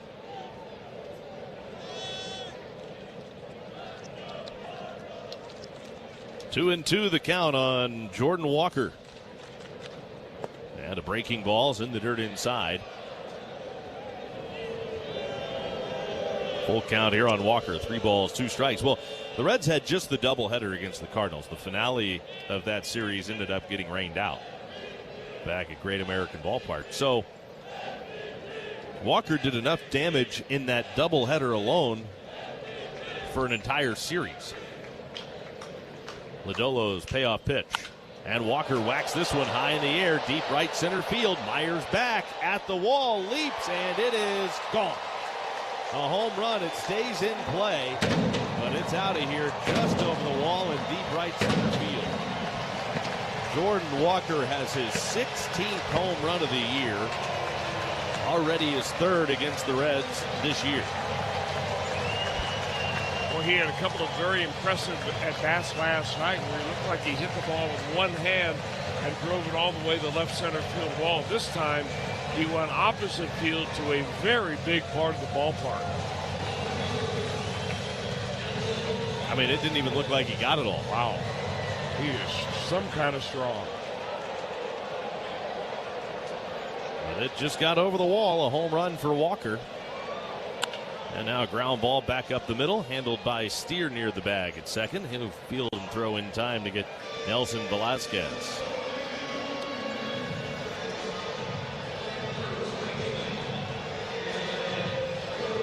Reds still lead, but the lead down to a run now, 5-4 Cincinnati. For that home run by Walker. 2 down, and the batter is Alec Burleson. Pitch to Burleson, swinging a ground ball to first. Handled by Stewart, bobbled for a moment, was going to give it up to the pitcher, but takes it. Now let's check out some plays from the field that only a mother could love. Thank you to all the mothers out there. We love you. Too sweet. Nicely done with the sign. Vientos is not going to want this on his highlight reel, I'll tell you that. Some just don't know how to catch them. Hubba Bubba on Bubba. You can even smell on his bat. Hitters are funny. Now he's talking to it. Then Peters has some problem. Heads up. Man alive. Look, Mom, check out these top defensive plays. Adele leaping, and he makes makes the catch. He's unreal. One of his patented run-saving miracles. Welcome to the show, kid. Put a star on that for Jarvis. Picked it right off the top of the grass. It was a snow cone. That was sensational. Spectacular play by the Padres first baseman. He jumps and he makes the catch. P-Crow awesome. Ryan Waldschmidt, what a diving catch. What a catch by Eli White. How about that? Puedes ser el dueño de grandes momentos del béisbol. MLB Auction te permite participar en la subasta de bates, bolas y jerseys autografiados, con artículos de tus equipos de grandes ligas favoritos, leyendas y jugadores. Visita auctions.mlb.com.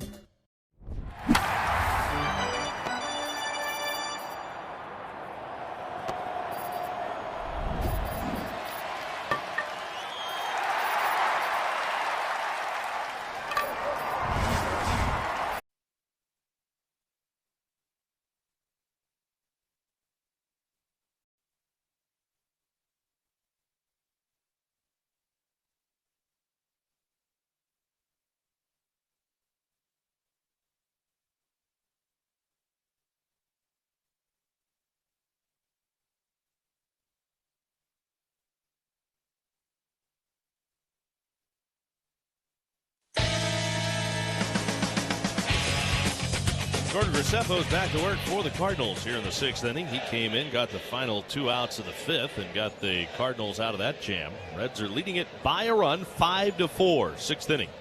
Blake Dunn shortens the punt, pulls the bat back, watches the slider from Graceffo for a called strike. Dunn has a base hit, stolen base, and a run scored. He's 1 for 2, grounded out to the first baseman his first time up on a bunt. Third baseman Fermin is in even with the bag. Graceffo into his windup, the kick and pitch, and it's up and in on Dunn. 1 ball, 1 strike.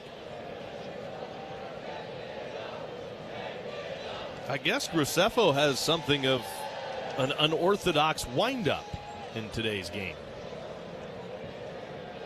Unorthodox only because it's a little more traditional. The 1-1. Dunn checks a swing on a strike. Top of the zone. Slider from Graceffo, and it's 1 ball and 2 strikes. Graceffo has his shoulders squared to home plate like a lot of pitchers still do, but then he steps directly back toward second base, pivots his foot on the rubber, and then kicks and fires. Swung on and lined into center field. A base hit by Dunn, his second hit today. He's on to begin the Reds' 6th inning. Well, Dunn is really taking advantage of his opportunity of playing time. He gets punched in at the top of the lineup when the Reds face a left-hander. Normally, he's been, a right-hander sometimes, and then because you got Dane Myers that'll be batting in there as well against the lefty. But 2 hits for Dunn. Stolen base. Well, he was running last time. Out to a pretty good lead at first as Marte bats. The pitch to Marte. Sharply hit on the ground through the hole on the left side. Wynn can't get it. Diving toward the hole, and that's into left field. So back-to-back singles. Dunn now Marte pulling one through the left side. And the Reds have runners at first and second base with nobody out here in the 6th inning.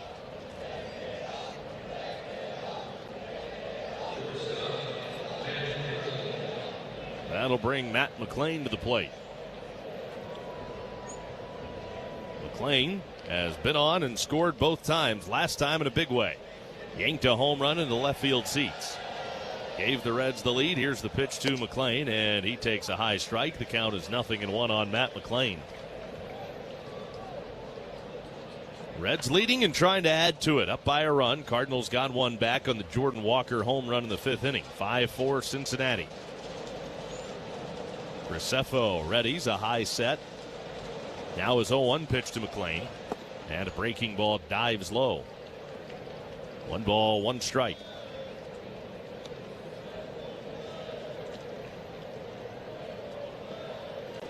McLain came in 3 for his last 34.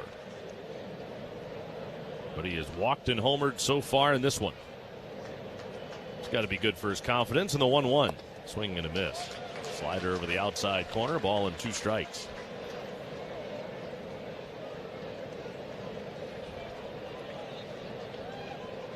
McLean still with that stride out toward third base a little bit.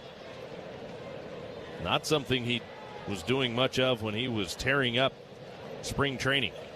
In the dirt outside, a slider from Graceffo. Count is even, 2 balls and 2 strikes. And I get it, that was a long time ago now. But that's one of those things it's hard to get out of your mind. Action begins in the Cardinal bullpen now. McLean wands the bat out over the plate. Graceffo readies. And here's the 2-2 pitch. Buried a curveball in the dirt out in front of home plate. Now it's a full count, 3-2. 2 on, nobody out. McLean with a full count.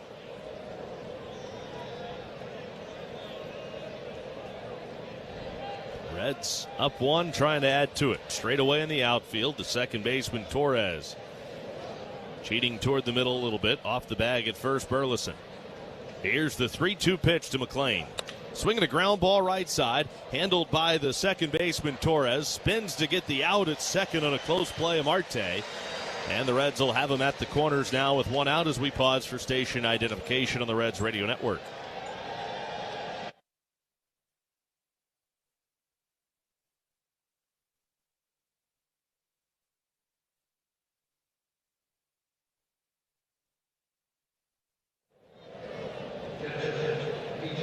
Matt McLean almost snuck that through the right side, but a nice play by Brian Torres moving to his left. Able to bend down, make the pickup, and then the spin throw right on the money to win, forcing out Marte. They're at the corners now with 1 out for P.J. Higgins. Higgins back in the third, wasn't bunting after the first 2 reached and popped out at the second baseman. Big hole on the right side. Right-hander brings it home. They're expecting a bunt here. The first baseman Burleson came charging in, and Higgins no sign of it as he takes ball 1 low. Well, the best chance for a bunt here would be probably a safety squeeze where the batter bunts it over towards the first baseman, and then the runner at third base decides whether he wants to run or not. Here it comes. Higgins takes low on the inside corner fastball. It's 2-0. We have seen Higgins actually handle the bat pretty well in his time up here at the major league level. Higgins does have 4 RBIs. Came in 6 for 21 on the year. 2 balls, no strikes. Graceffo readies. Here's the 2-0 pitch.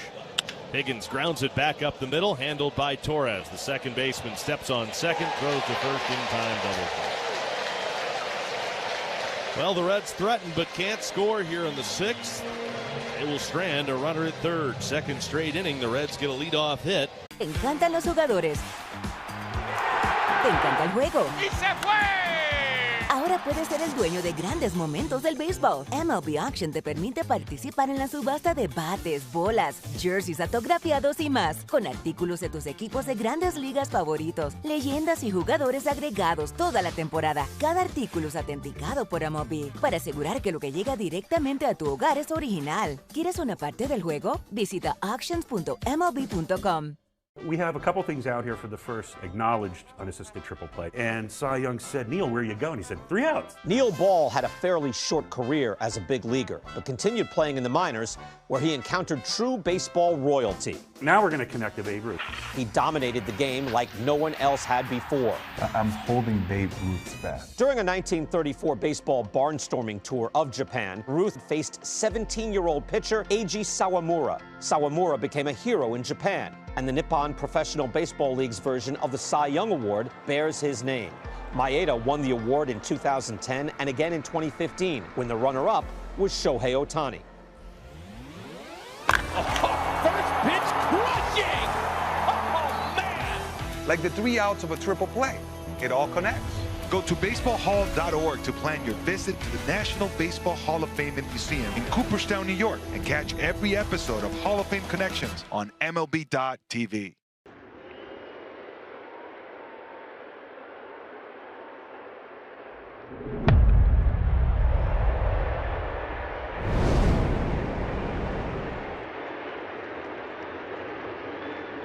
Forklifts for purchase. View our inventory at robertstrucksales.com and use the map feature to find a location near you.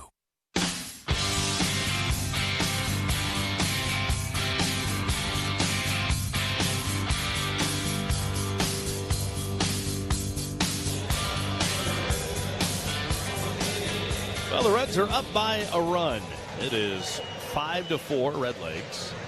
Cardinals will come to bat here in the bottom of the 6th inning. Nick Lodolo still out there for the Redlegs. He will get Jose Fermin, Brian Torres, and Pedro Pajes. It's the bottom half of the St. Louis lineup. I'm sure Terry Francona would love to get his starter through 6 innings this afternoon. Lodolo goes to work, the left-hander into his windup. First pitch on the way, grounded foul. Right into one of the cameras. Home plate side of the Reds dugout. The count is 0-1 on Jose Fermin. Reds trying to even the series. They've had some opportunities for some add-on that they haven't capitalized on yet. Lodolo's 0-1 to Fermin.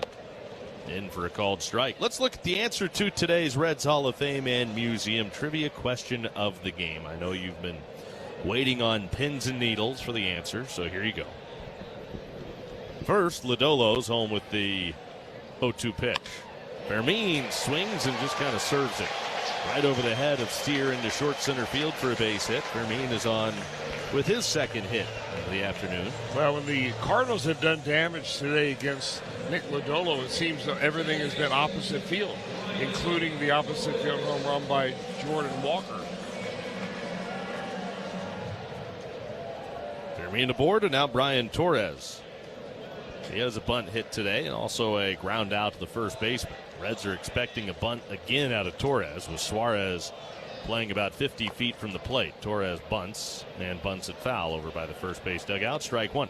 All right, the question was, the Reds' all-time franchise leader in games pitched also pitched for the Cardinals during his career. Who is it? A, Pedro Bourbon. B, Eperixi. That was my guess. You said C, Scott Sullivan. I did. Do you want to stay with C? I'll stay with Scotty, yeah. Okay.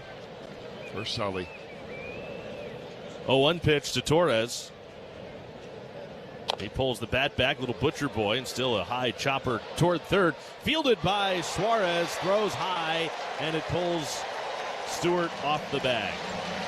Stewart had to jump just a little bit, little baby hop at first base, and didn't come down in time. Torres, with good speed, has his second bunt hit of the game. Well, it was as good or maybe even better than a bunt, because when you swing, you freeze the fielder. So by the time that Suarez got there, he had a one-hand, bare-hand that ball and just fire in one motion. And that's going to be it, it looks like, for Lodolo. Terry Francona is on his way to the mound for Wober's Mustard pitching change. Wober's Mustard, let's put some mustard on it. We'll tell you who the new pitcher is when we come back. Runners at first and second. Broken bat, drop in, base hit, they've done it again! This time, Cole Young, walk-off win once more for the Mariners! That gum bucket's been getting to work out recently. Will Smith got the cut fastball, and what a rolling grab by Jorge Barrosa. Wow. Barrosa's got another one! Jorge Barrosa! And the Jorge Barrosa show continues in center field here in Arizona. Guided right side, Arroyo on the spin, smother, got him! Oh, what a play in his big league debut! Good range, great arm, great play. Testing the limits of the drop. This is way back, and this is 3 in a row. The calendar flips and the Tigers start flipping the ball into the seats. This guy's a great pitcher, just a generational type of talent. And he is putting on a show. That's his 8th strikeout. Ball game and the Rangers win. Jacob deGrom, career win number 100.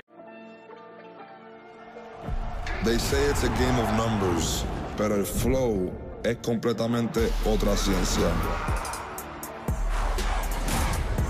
Esto es flow mayor.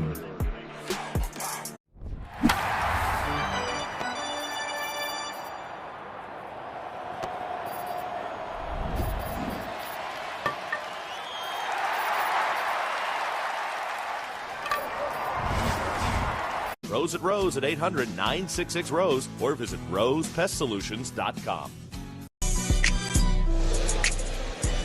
Well, not often in a Major League game that you get back-to-back pitchers that went to the same college. Although not at the same time, T.J. Antone also went to TCU, where the starter Nick Lodolo attended his school. That's where the Reds picked him up. And Antone, our Wober's Mustard pitching change, comes into the ball game. Orber's mustard. Put some mustard on it. Pedro Pajes will be the first batter to face him. Could see Suarez on that ball by Torres was kind of caught in between whether or not to let it go or pick it up. He decided to pick it up. Pajes squares to bunt. Runner goes for third. No bunt. Throw to third. Not in time. A double steal. Fermin takes third. His second stolen base. Ryan Torres right behind him into second. That's an excellent play by the Cardinals because of a number of things. Antone delivered to the plate, really never did look at the second baseman and get the runner back to second base. Suarez, the third baseman, playing very shallow off the bag of third base. So when he was backpedaling to get the throw from the catcher, he had to catch the ball and make the swipe tag kind of on the run. And you've got a lot of speed on the base paths for the Cardinals. So. And now mid at bat, the Cardinals are going to use a pinch hitter. Lars Nootbaar now off the bench to hit for Pajes with a 1-0 count. All right, let's get the answer to that trivia question while they chat on the mound. I said Eparixi, you said Scott Sullivan. You're saying with Sully, I'm saying with Epa. Yeah. And it was a pinch. Pedro Borbon, a Reds Hall of Fame inductee in 2010, appeared in a franchise record 531 games for Reds from 1970 to 79. That's who you wanted to select. Yeah, it is. I don't know why I didn't pick him. He appeared in 10 games for the Cardinals in 1980, his last big league season. Now the Reds are just going to go ahead and put Nootbaar aboard. I think Ali Marmol knew that. And in order to get another runner on base, almost a free runner out there, he went ahead and pinch hit the left-handed hitting Nootbaar. And now they turn it over to the number 9 hitter, Victor Scott. But he won't bat. Yeah, you're right. It'll be Crooks instead. So this will be Jimmy Crooks.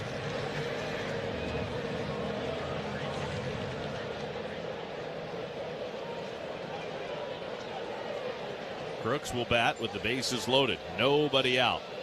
Antone comes set. The pitch. Crooks takes a look at a strike. 0-1. No wiggle room right now for TJ Antone. Bases are loaded. Antone to the plate. Crooks swings and misses. A good breaking ball down and in.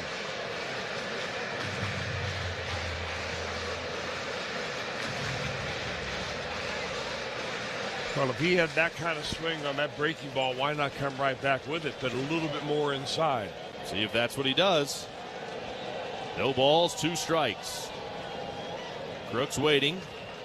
Antone sets out away from his body in the 0-2 pitch. Breaking ball down. This time he didn't swing at it. But he did come back with it.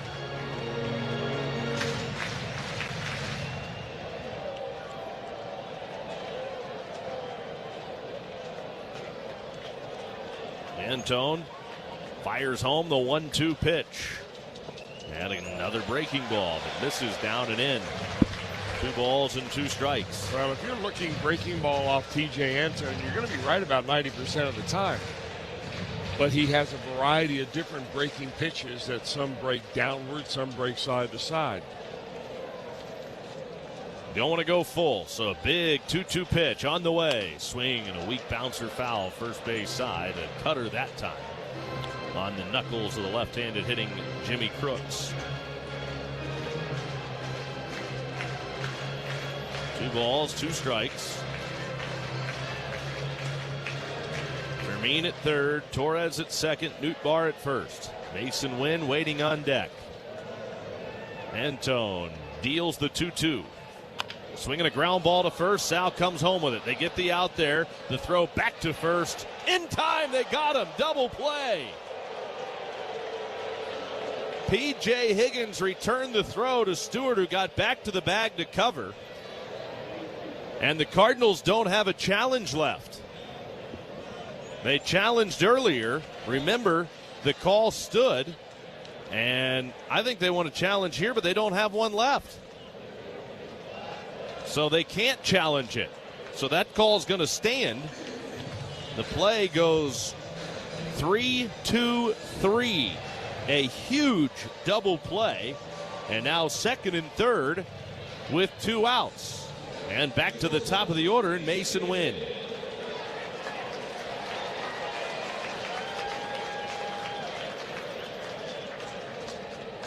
The pitch. Wynn, a big swing and a miss. Strike one.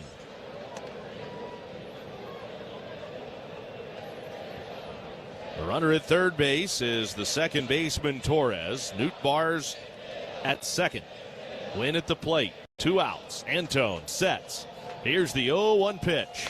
Swing and a foul back over the net. He's got Wynn down to the count 0-2. Boy, wouldn't this be the ultimate Houdini act here. Well, you're not kidding, but he's only 1 pitch away from doing it, and he can now expand the strike zone a little bit and maybe get Wynn to chase one of his breaking balls. 0-2 the count. Right-hander against right-hander, and here's the 0-2 pitch. Swinging a weak chopper towards short. Tough play. In to field it.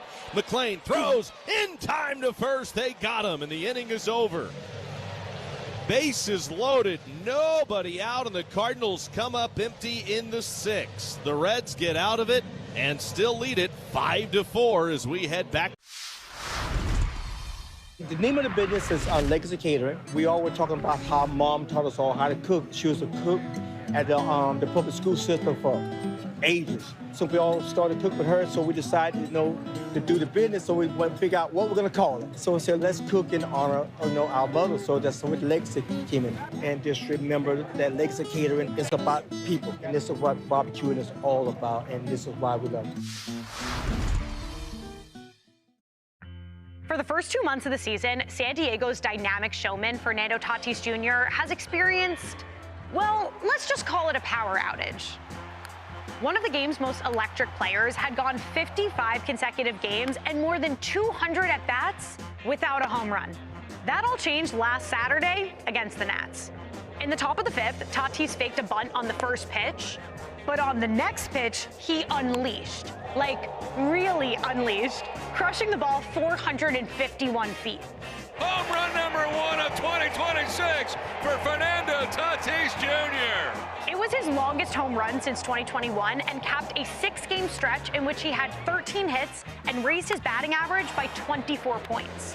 Enjoy the ride, Fernando. With the home run monkey off his back, let's see if El Nino can turn the tide and add the power surge the Padres will need to keep pace with the Dodgers in the NL West.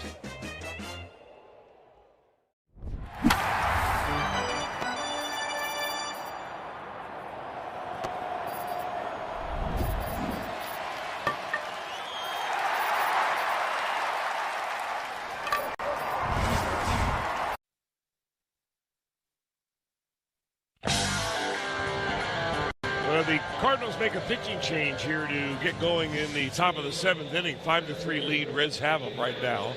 They'll bring in a hard-throwing veteran, 10-year veteran overall, Ryan Stanek, hometown boy that signed a contract with the Cardinals last January. This is game number 494 in Stanek's career. And he's got the top of the Reds lineup, starting off with Dane Myers.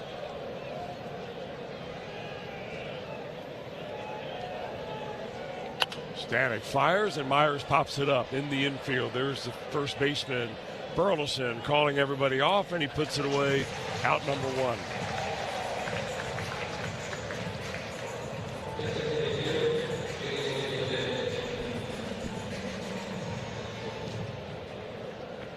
Stanek is pretty well traveled, as you would expect, in a 12-year major league career. Started off with the Rays. He went down to Miami, played 3 years in Houston, Seattle, a couple of years with the Mets, and here he is now with the Cardinals. And a fastball off the plate, ball 1.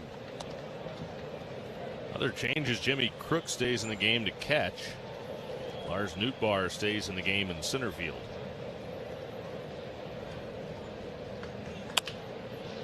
And J.J. Bleday takes that 1-0 pitch and rifles it foul down the right field line. They played Bleday way around the pole. Third baseman Fermin is way off the bag. I mean, he's over there playing where the shortstop normally plays. Shortstop is up as close as he can be to second base. Stanek delivers on the ground to the second baseman. Here comes Torres. Fields throws, and quickly 2 down now for Ryan Stanek.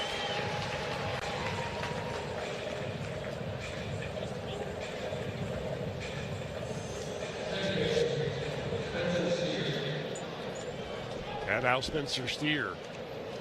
Boy, you called it, Tommy, a perfect way to describe it. A Houdini act by T.J. Antone to get out of a bases-loaded, nobody-out jam. And a well-played double play, 3-2-3 to help it get done. Spencer Steer takes the first pitch fastball on the outside corner. I mean, that's remarkable. I mean, it's just a beautiful thing, that double play. That's the kind of thing you dream about as a pitcher, and you say, okay, I need a ground ball, but now I got a ground ball right at a guy who's coming to the plate. Stanek delivers, it's on the ground, another ground ball, and this time the shortstop, Mason Wynn, will field and fire. And a call, strike 3, change up right down the chute. Watch his bite on this ball, whee, right at the bottom of the zone. Swing and a miss. 4 strikeouts for Sanchez. Well, that changeup rears its ugly head again, this time to Haggerty, and see how far out in front he was of that one. Swing and a miss. 7 strikeouts for Sanchez. He's mixed it in all his pitches, and he picks up another K. Do you guys make your own brisket here? Yes, we do. We do. We are known by our brisket. Barbecue brisket sandwich. Quality is better than other places, and it looks good. We're ready to eat. We go to an average 500 briskets per game. We hear a lot from our fans. They want to try something with wrap, easy to eat. So we say, well, let's do like a, brisket, wrap, and an egg roll. That's beautiful. You get the gold medal for culinary brisketry here in Texas. Yes.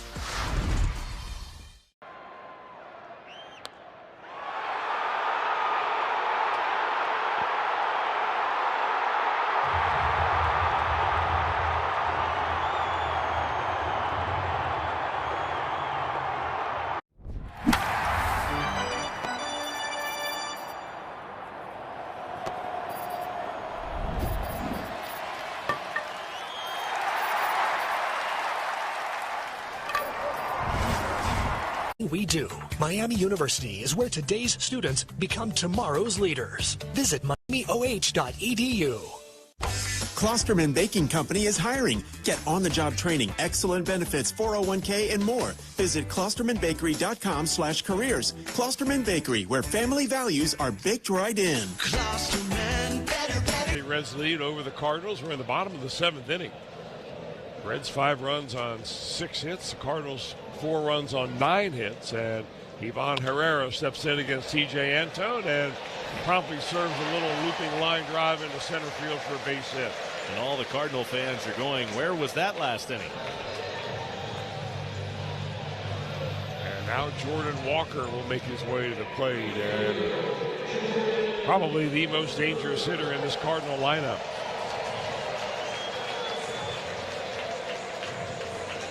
I don't think you'll find an argument from any Reds pitchers.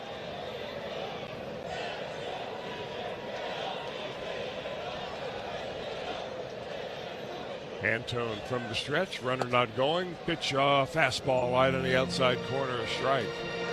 Check that, it was a cutter. To throw a fastball that is about 94 miles an hour, well, T.J. Antone, that cutter about 90 miles an hour. A little action moving away from the right-hander. Herrera, small lead, really not much of a threat to run. And he liked it, but he didn't swing, and it's an 0-2 count now as that little sinking fastball runs right on the inside part of the dish to Jordan Walker.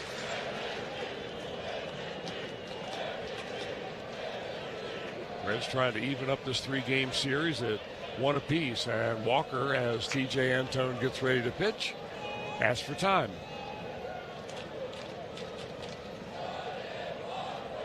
Walker now twirls the bat, adjusts his helmet, and the 0-2 by Antone.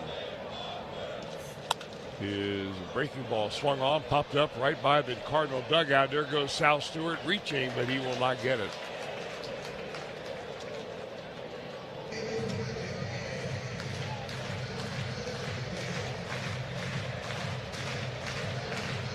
So the count holds no balls and 2 strikes to Jordan Walker. Reds up by 1. Here we are in the bottom of the 7th inning. Nelson Velasquez, right-handed hitter on deck. Activity in the Reds bullpen. There's only one pitcher up. Inside, that's a ball. And that is a left-hander, Sam Maul.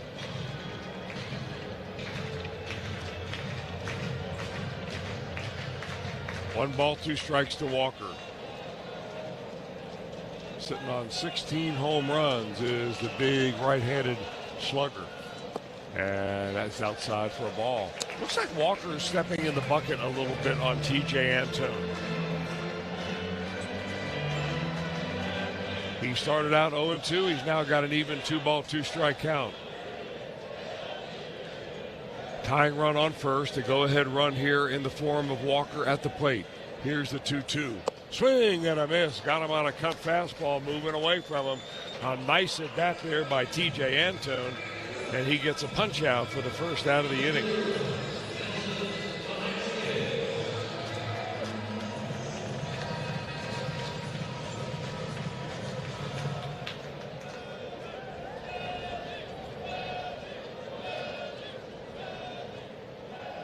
And now Nelson Velasquez, and he takes a pitch, a strike on the outside corner.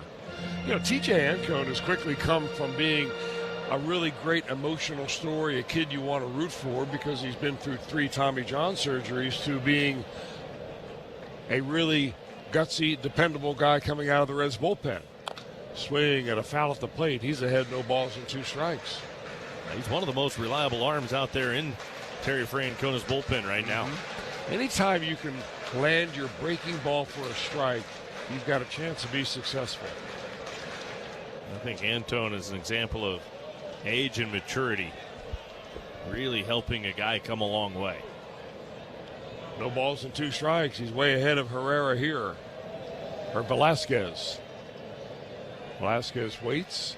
Higgins wants to pitch away, and Antone will step off.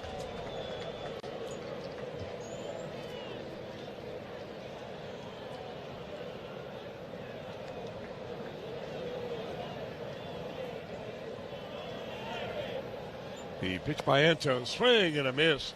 Chased a breaking ball that he didn't have a chance on, and they're 2 down after back-to-back strikeouts by Antone. Let's pause for station ID up and down the Reds Radio Network.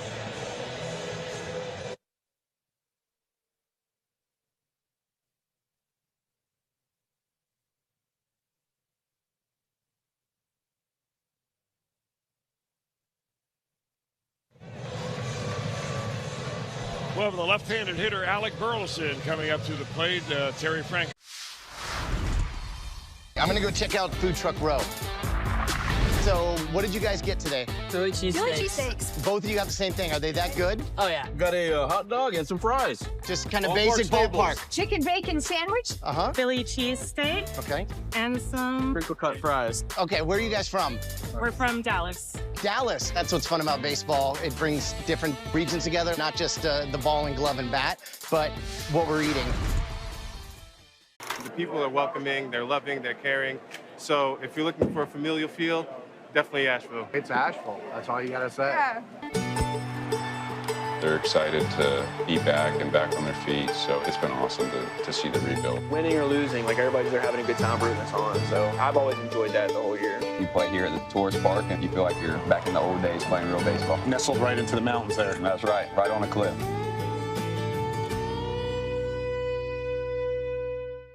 Puedes ser el dueño de grandes momentos del béisbol. MLB Auction te permite participar en la subasta de bates, bolas y jerseys autografiados, con artículos de tus equipos de grandes ligas favoritos, leyendas y jugadores. Visita auctions.mlb.com.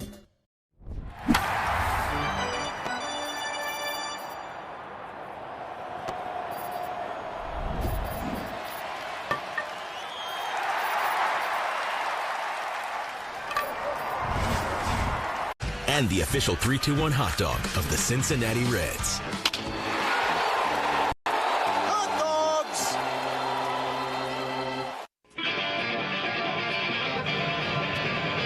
The Wolverine Mustard pitching change is complete, and Sam Ball is ready to put some Whoopers Mustard on it. Ball comes into the ball game. It is game number 30 for this Reds left-hander. He has really had a good year. 2.3 earned run average. He's only given up 15 hits in 26 innings. But he's got a very tough customer, a left-hander, Alec Burleson, in the plate. 2 out, 1 on. 1-run ball game, 5-4 Reds. And a breaking ball freezes Burleson and hits the outside corner, strike 1.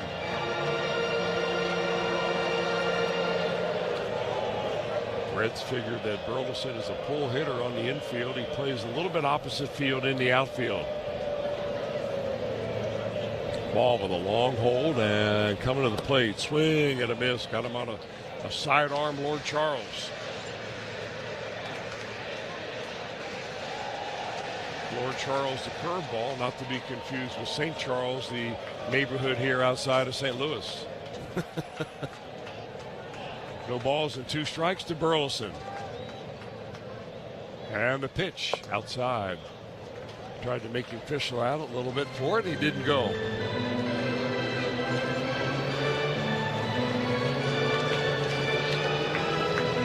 You might say that Sam Ball took the scenic route to the major leagues. 8 different organizations, years of minor league persistence, only to become one of the more dependable arms out of the Reds bullpen. Here is the 1-ball, 2-strike count, pitch to Burleson. Swung on, popped up in the outfield. Here comes Dane Myers, holding the glove up, holding his hand up, calling away all comers from left field, and he will put it away for the... All your favorite games from MLB Play are back. Bigger, bolder, and better than ever. Test your skills with daily puzzles like MLB Pickle, the ultimate mystery player challenge, and Immaculate Grip, where stats and strategy collide. Then in Spinball, build your roster, take on your friends, and compete for the weekly prize. Or be the first to beat the streak and hit your way to the $5.6 million jackpot. Plus, the all-new Daily Walk-Off. Lock in your players by category for the walk-off win. The game's official home for games is MLB Play, only on the MLB app and MLB.com. You could describe Tulsa as a big, small town or a small, big city. Tulsa is a very mixed city of arts and film and sports. I mean, it's a true melting pot of all kinds of things. Professional baseball in Tulsa, it's actually older than the state of Oklahoma. It's nice to play in front of, fans that you see on a daily basis.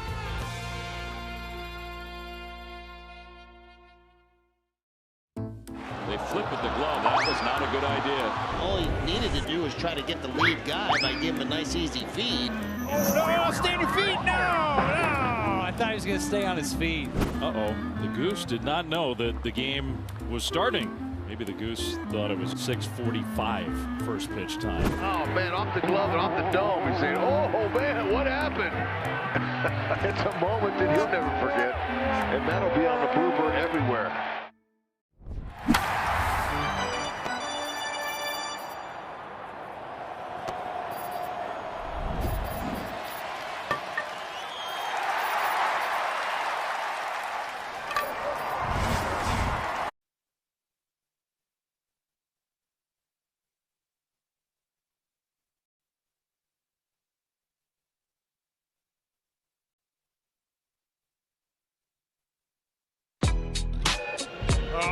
Ball will make a bullpen change. He will bring in a right-hander, a 24-year-old from San Pedro de Macorís. That's Caricueto's neighborhood in the Dominican Republic, George Soriano.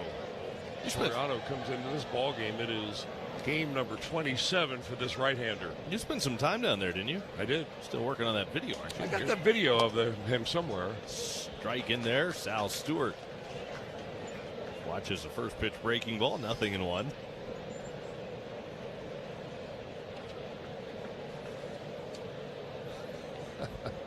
Soriano's ready at the belt. Here's the 0-1 pitch to Stewart. Up and in. Count is even. 1 ball, 1 strike. Stewart, Suarez, and Dunn here in the 8th inning. Reds are up by a run, 5-4. Busch Stadium, St. Louis. Middle game of this 3-game set. Reds would love to play a little add-on. 2 big innings left to go. The pitch in tight, almost hit. Sal Stewart with that fastball in near his hands. It's a 2-ball, 1-strike count. Right-hander against right-hander. Soriano readies and delivers the 2-1 pitch. Stewart swings, pops one in the air, shallow center. Here comes Nootbaar. He will make the catch in short right center field for the out.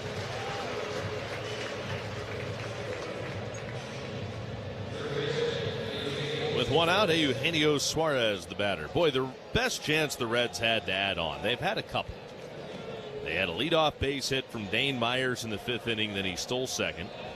He was stranded at third. They got a leadoff base hit from Blake Dunn in the 6th. Then it was followed up by a base hit from Noelvi Marte. Swing and a miss by Eugenio Suarez. Dunn was stranded at third base in that 6th inning. Reds would leave runners, or leave the runner at third. Did not score. They went out in order in the 7th. Leadoff man retired here in the 8th, and now it's 0-1 on Suarez. The right-hander Soriano is home with the 0-1 pitch. In the dirt outside, a slider to Eugenio. 1 ball, 1 strike the count.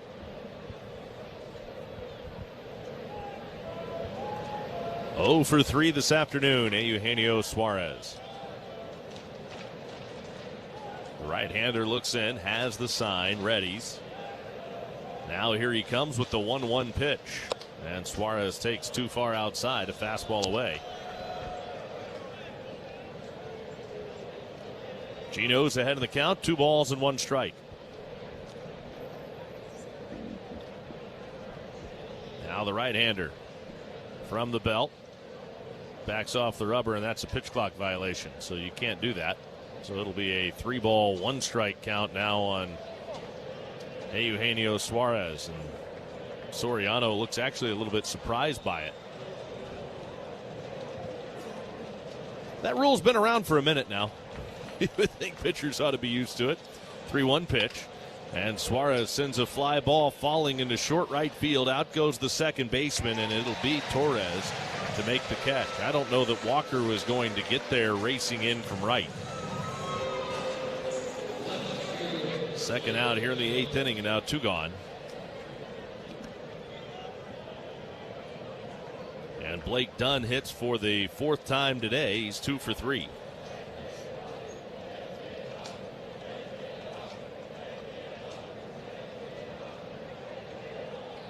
First pitch on the way to Dunn.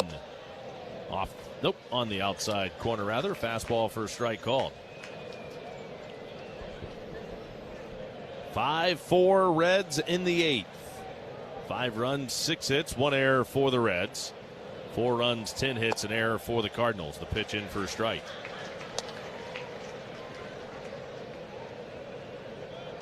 Today's game is brought to you by your Cincinnati and Northern Kentucky Toyota dealers. And the powerful, fuel-efficient, built in the USA 2026 Tundra, official truck of the Reds. Soriano's home with the 0-2 pitch to Blake Dunn. Swinging a ground ball. It is a fair ball over the bag at third and down the line and left. It'll kick off the sidewall. Wynn actually all the way out from short to pick it up. And gets it back in, but not before Dunn's into second base standing with his 3rd hit this afternoon. Now he's got himself a 2-out double. Grounded that ball perfectly over the bag at third and down the line and left. And really, the Cardinals are probably a little fortunate that that ball didn't get by that little corner down the line in foul territory where the wall juts out toward the foul line. If it gets down past that little nook and all the way into the corner, Dunn's probably got 3 bases. Pitch to Noelvi Marte. Swinging a bouncing ball to third. Handled by Fermin. The play to first in time to get Marte side retire. You see a guy smoke a ball into the outfield. The guy makes a great catch. Oh, here's a drive to deep left field up the bat of Nando. Gone! Home run number 1 of 2026 for Fernando Tatis Jr. Padres take a 3-1 lead, but a blast Fernando. Well, it's been a long wait, that's for sure. And you can see the joy and the excitement on his teammates' faces going through the high five line. All your favorite games from MLB Play are back, bigger, bolder, and better than ever. Test your skills with daily puzzles like MLB Pickle, the ultimate mystery player challenge, and Immaculate Grip, where stats and strategy collide. Then in Spinball, build your roster, take on your friends, and compete for the weekly prize. Or be the first to beat the streak and hit your way to the $5.6 million jackpot. Plus, the all-new Daily Walk-Off. Lock in your players by category for the walk-off win. The game's official home for games is MLB Play, only on the MLB app and MLB.com. Puedes ser el dueño de grandes momentos del béisbol. MLB Auction te permite participar en la subasta de bates, bolas y jerseys autografiados, con artículos de tus equipos de grandes ligas favoritos, leyendas y jugadores. Visita auctions.mlb.com.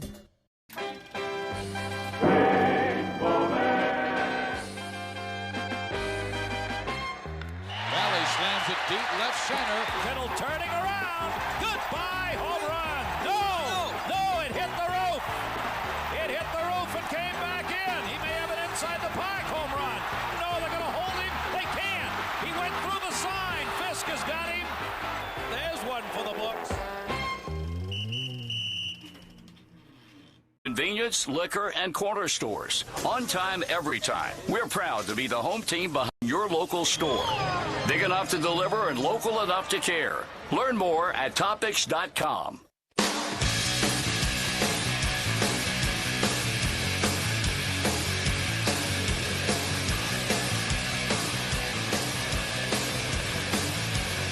Well, the Reds have actually made some changes now. Spencer Steer moves over to first base. Edwin Arroyo is going to enter the game and play second base, and Sal Stewart moves from first base to third base. Sam Maul back to work. Bottom of the 8th inning. First pitch to Jose Fermin. In there for strike, and the count is 0-1.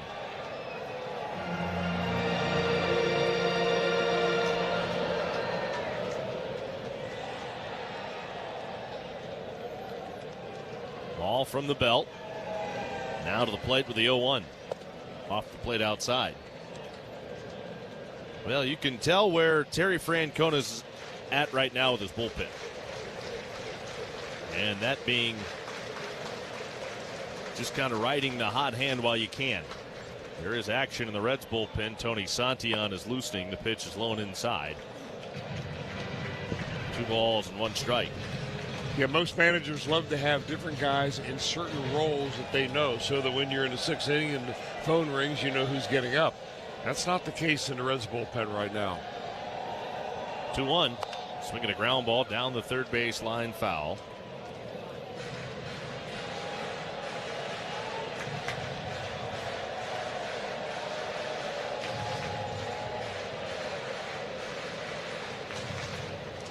Two balls, 2 strikes on Fermin. Maul, big breath as he readies at the belt. The left-hander's 2-2 off the outside corner. Changeup floating away. Full count here on Fermin. 3 balls and 2 strikes.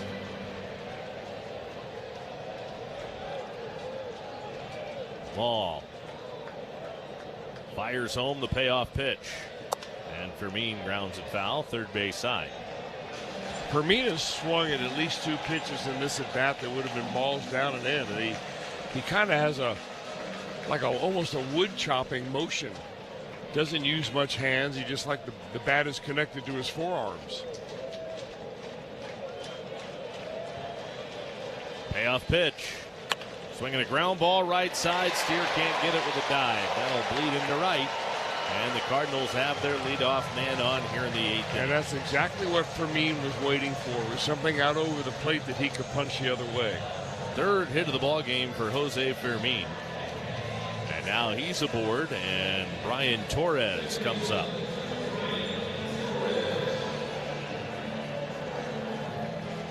Torres has played his way into prospect status with the Cardinals. Not a huge prospect, came into the season ranked 25th. Out of 30 in their system. Third baseman is tight. That's Stewart. Torres squares to bunt, drops it down. Stewart will pick it up. He'll only have 1 play. That's the first to get the out there. Torres is out. Sacrifice bunt goes 5-3. tying run in scoring position. They're not booing. They are saying Newt. It is Lars Nootbaar at the plate. Nootbaar came on to pinch hit in the 6th and was intentionally walked. Now you've got a left-on-left situation. Cardinals gladly welcome Lars Nootbaar back in last night's game. Nootbaar was 2 for 6. A double, a run scored, and an RBI. Nootbaar watches the first pitch strike on the outside corner of the breaking ball from Maul, 0-1. Tying run at second, 1 out, bottom of the 8th inning, 5-4 Reds. Maul comes set, looks back at second. Now to the plate, the 0-1. And a breaking ball in there for a called strike, 0-2 on Nootbaar.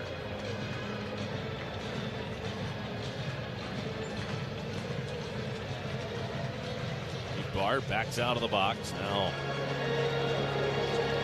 eases back in, drops the bat head on the plate, points it out toward the mound once, now waits. Bouncing it off his back shoulder. Maul, quick look back to second.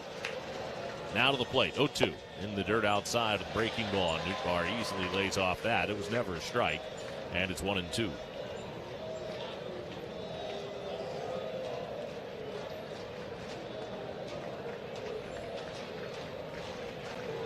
Ball sets in the 1-2 pitch. Breaking ball is drilled to the alley, deep right center field, and gone. Lars Nootbaar has put the Cardinals on top. 6-5 with a 2-run blast out of here to right center field. Just activated yesterday.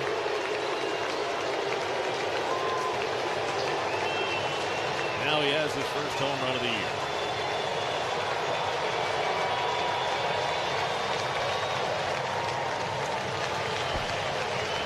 Well, Nootbaar does not have a reputation for being a very great hitter against left-handers, but he got one right there. That is his 10th career home run off of a left-hander compared to 49 against righties. And now another left-handed batter, and it's in there for a strike. Nootbaar out of the Cardinal dugout for a curtain call.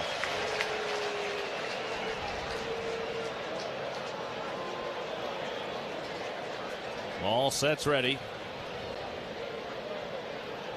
The 0-1 to Crooks. Swinging a foul down the left field line. 0-2 on Jimmy Crooks.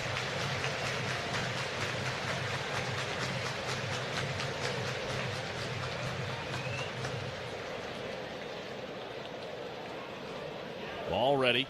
And from the belt, the pitch. On the outside corner, called strike 3. Crooks doesn't like it, but turns and heads back to the dugout. Bat in hand, strikeout victim, no challenge. They do have both of those challenges left, even though they don't have a challenge on the bases. That's going to be it for Sam Maul. Terry Francona out of the mound. Tony Santillan ready to go. It'll be Santillan. From the bullpen, a Reds Wober's mustard pitching change. Wober's mustard, let's put some mustard on it. They say it's a game of numbers. Pero el flow es completamente otra ciencia.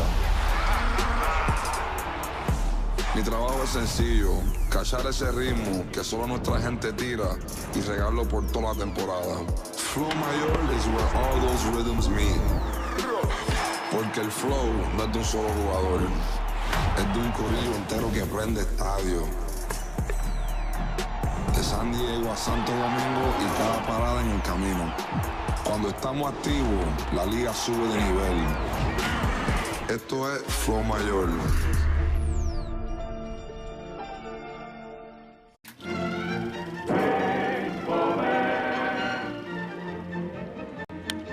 Line drive, base hit, center field. Got a bird. Coming around third, DeRosa's going to win the ball game. It got by Crisp. It's a walk-off whip in the bottom of the 10th. That ball hit the bird. It deflected. The Birds are out here. It hits a bird. He goes down for the count. How about that?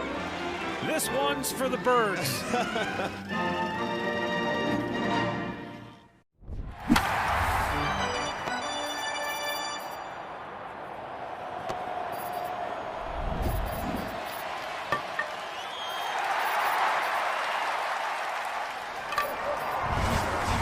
and at Graders.com. Get it while it lasts. Graders. Taste the greatest. A Wolvers mustard pitching change will bring on Tony Sancion. Sancion, the 29-year-old from Fort Worth, Texas, comes into this ball game. It'll be game number 27 for Tony. They're trying to get him back on the track. He's got 2 outs in the innings, and time to put a little Wolvers mustard on it. They kind of get the sense this might be a good time to get Sancion into a game. A little lower leverage, unfortunately. He's got 2 outs. All he needs to do is get an out. Sancion readies. He brings it home. Mason Wynn watches a breaking ball off the outside corner. The count is 1-0 on Mason Wynn. 2 runs home for St. Louis here in the 8th inning, and they have taken a 6-5 lead. Sancion deals the 1-0 pitch. Down and away, and it's a 2-ball, no-strike count. Wynn has a couple of hits. He singled in the first inning, again in the second. He's also struck out and grounded out to the shortstop. The right-hander delivers, and it's a strike on the outside corner. 2 balls and 1 strike. Make sure you stay tuned. It'll have the Reds post-game show once we're done. Toyota Tundra star of the game, scores, highlights, and all that coming up once we're done. 2 balls, 1 strike. Sancion fires. 2 tight, 3-1.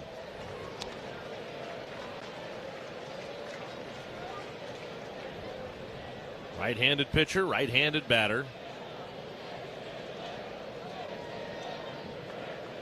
And now Mason Wynn will back out of the box. And there again. Sancion straightens and delivers the 3-1 pitch to Mason Wynn. Swung on, that's fouled back. Count is full, 3-2.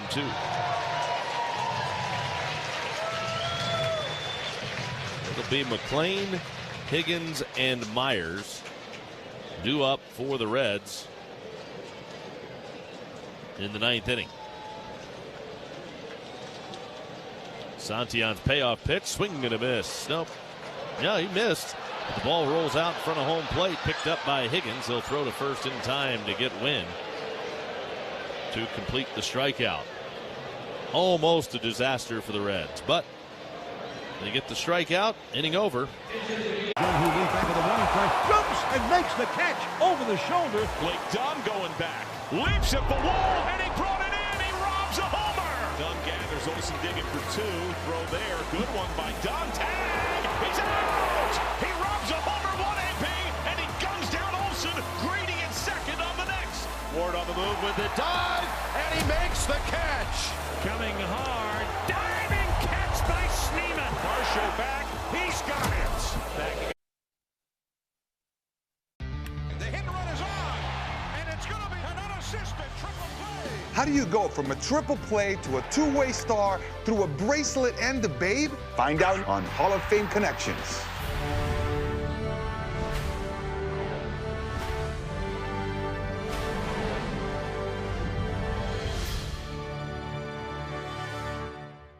This story starts way back in the early 20th century. We have a couple things out here for the first acknowledged unassisted triple play. And Cy Young said, Neil, where are you going? He said, 3 outs. Neil Ball had a fairly short career as a big leaguer, but continued playing in the minors, where he encountered true baseball royalty. Now we're going to connect to Babe Ruth.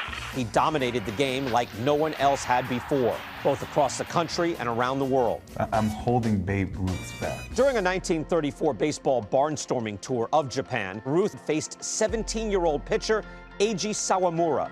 Sawamura became a hero in Japan, and the Nippon Professional Baseball League's version of the Cy Young Award bears his name. Maeda won the award in 2010 and again in 2015, when the runner-up was Shohei Ohtani.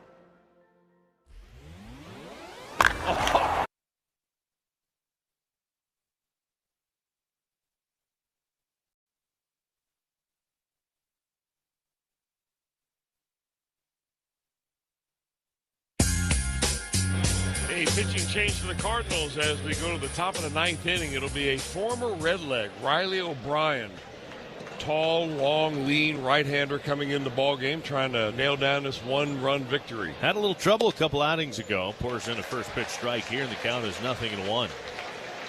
Riley O'Brien has not exactly been automatic for the Cardinals this year, so see if the Reds can catch him on a bad day. First pitch, a strike to McLean. Now the 0-1 offering. Way outside in the dirt and all the way to the backstop. Yeah, he can be a little bit on the wild side, no question about it. Young man that was originally drafted by the Tampa Bay Rays and then traded by the Rays to the Reds in exchange for Cody Reed. Remember Cody Reed, the lefty that was obtained from KC for Johnny Cueto. McLean lifts a fly ball to right. Walker started back, now comes in. He'll make the catch, and there's one down. It's copyrighted broadcast presented by authority of the Cincinnati Reds. It may not be reproduced or retransmitted in any form, and the accounts and descriptions of this game may not be disseminated without the express written consent of the Reds. This copyright reminder is provided by Dinsmore, the official legal counsel of the Reds. Now Nathaniel Lowe's off the bench. He will hit for P.J. Higgins. One down in the ninth. Reds are down a run. Tying run of the plate. The pitch to Lowe is in for strike. Count is 0-1. 6-5 St. Louis here in the ninth. Right-handed pitcher, left-handed batter. Lowe waiting. Here it is. Swing, and that's fouled off the hands above the Reds on-deck circle, where Dane Myers awaiting.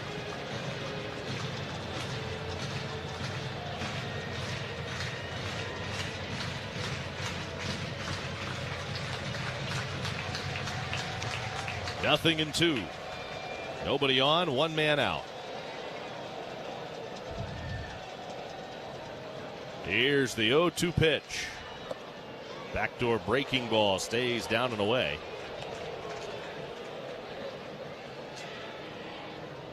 Lowe still behind the count, a ball and 2 strikes. O'Brien gets the sign. Here he comes, the 1-2, swinging and a miss, struck him out. Got him to chase a pitch up and away. Low down on strikes. Now Dane Myers was the do batter, but instead it'll be Will Benson off the bench. Well, Benson provided some excitement for the Reds. He delivered a pinch hit game-tying home run in Cincinnati on the just completed homestand. Does he have a little more magic in that bat here? Base is empty, 2 outs, 9th inning, they're on their feet. O'Brien ready at the belt. Here he comes, and Benson swings, hits it sharply on the ground past the second baseman and into right center field for a base hit. So it's a pinch hit single for Benson. And the Reds have some hope here in the 9th inning, and now the batter is the left-handed hitting J.J. Bleday, the reigning National League Player of the Month. Boy, wouldn't this be something. Tying run at first. Go-ahead run to the plate in the 9th. 2 outs.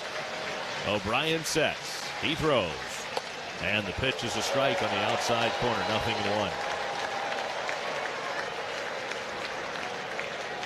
2 games ago, O'Brien came in trying to nail down a save for the Cardinals and gave up 3 runs on 3 hits.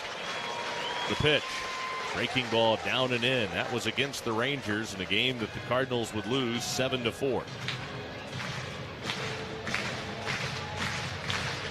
He took the loss. He came back the next day and worked a scoreless 9th. Got the save, his 15th of the year. Here's O'Brien, 1-1. Swinging, there's a line drive base hit to the right of second. Benson makes the turn at second. He'll dig for third and park there. And the Reds have back-to-back 2-out hits. Benson and Bleday. Bleday now with hits in 7 of his last 8 games. And the Reds have the tying run a wild pitch away down at third. And here's Spencer Steer at the plate. Steer hitless today. Well, you bring up wild pitch, that's very much a possibility. He's got 5 of them on the year. Big hole on the right side. Second baseman Torres shading up the middle. Riley O'Brien comes set. Here he comes. And it's in the dirt outside. Ball one. Steer hitless today after going 0 for 3 yesterday. You've got to go back to late April to find the last time that Steer was hitless in back-to-back ball games. O'Brien comes set. The 1-0 pitch to Steer. Way high and outside, and it's a 2-ball, no strike count. They are anxiously standing here in St. Louis. The Reds all at the railing in the dugout. First and third, 2 outs. The 2-0 pitch to Steer. And he missed off the inside corner. It's a 3-ball, no strike count. Sal Stewart waiting in the on-deck circle.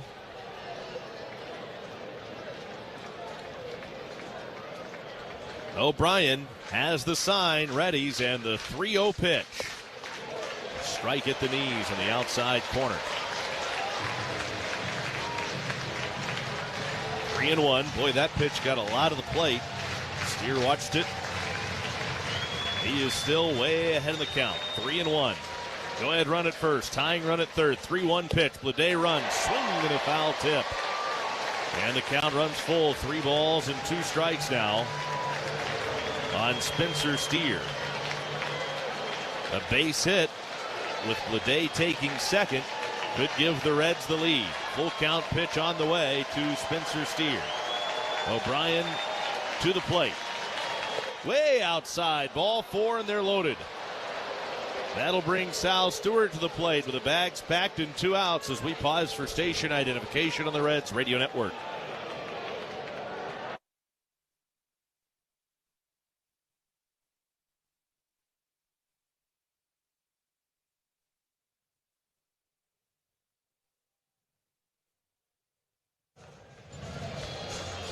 Dusty Blake is the Cardinals pitching coach, and he makes his way to the mound, joining Jimmy Crooks, Riley O'Brien, and the rest of the Cardinals infield. The Reds have the bases loaded right now with 2 outs. Spencer Steer comes jogging all the way in from first base to relay a scouting report to Sal Stewart here in the 9th inning. And you got to believe that this is all about what Sal Stewart should expect to look for from Riley O'Brien. Yeah, I think, though, that if I'm coaching Riley O'Brien, though, we've seen him pitch a little bit over the years. He can get a little bit wild. He's got a high 3/4 arm slot, but he's got a ton of movement. He throws a lot of sinkers. That fastball goes up to 98, and he's probably more concerned about getting one in the zone. If you're Sal Stewart, you've got to be ready from the very first pitch of this at-bat on. O'Brien ready. Bases loaded, 2 outs. 9th inning, 1-run game. The pitch. Stewart takes off the inside corner. First pitch breaking ball. Stayed in. 1-0 on Stewart. The Reds do have both of their challenges, as do the Cardinals for the ABS. O'Brien comes set. The 1-0. Fastball strike on the outside corner. Sal says no. Call strike being challenged by the batter. It was down and away, close. Let's see. Very close on the outside corner. And it was down and away, and it's 2-0. Here's the ball. Cincinnati retains. So 2-0 on Sal Stewart. Bases loaded, 2 outs. A big pitch coming here to Sal. O'Brien ready. From the belt, 2-0 pitch on the way. Inside, 3-0. And now O'Brien dangerously close to walking in the tying run after quickly getting the first 2 batters of this 9th inning. And now time called, and O'Brien with a quick pitch warning saying you got to make sure you're alert to Sal. Stewart back in again. O'Brien gets the sign, comes set. Here is the 3-0 pitch to Stewart. And it's a fastball down the middle. 3-1. High drama in St. Louis in the middle game of this 3-game series. Stewart back in the box again, drags the bat head across the plate. O'Brien sets, throws. The 3-1 pitch. High ball 4, and the catcher wants to challenge. Ball being challenged by the catcher. For the time being, it is ball 4, and the game is tied. Let's see. It is just barely a strike. I mean, barely. The top inside corner of the zone, the ball just did kiss it, and now we've got a full count. Sal was so convinced it was a ball that he had already taken off all of his protective gear. The arm pad, the leg pad, the glove. Now he's got it all ready to go and ready to get back in the box for the biggest pitch of this ball game. Re-armored, using a timeout. 3 balls, 2 strikes, bases loaded, 2 outs. Top of the ninth inning, the situation you dream about as a kid. Riley O'Brien sets from the belt. Runners go 3-2. Swinging a ground ball, sharply hit toward the second baseman. Fielded by Torres, throws in time to first, and that's all. Reds fall to the Cardinals 6-5. For the second straight day, the Cardinals come from behind to beat the Reds. This is the Cardinals' 18th come-from-behind victory of the year. Just so very close. I mean, even going back to the 8th inning there, Reds had a 1-run lead, and they got the tying run at third base, the go-ahead run at second base, and then 2 outs in the 9th inning, and they just let one slip by one more time here in St. Louis. 6-5, Cardinals win it. We're back to wrap it up right after this on the Reds Radio Network. Reds fans, ACM and CMA award-winning artist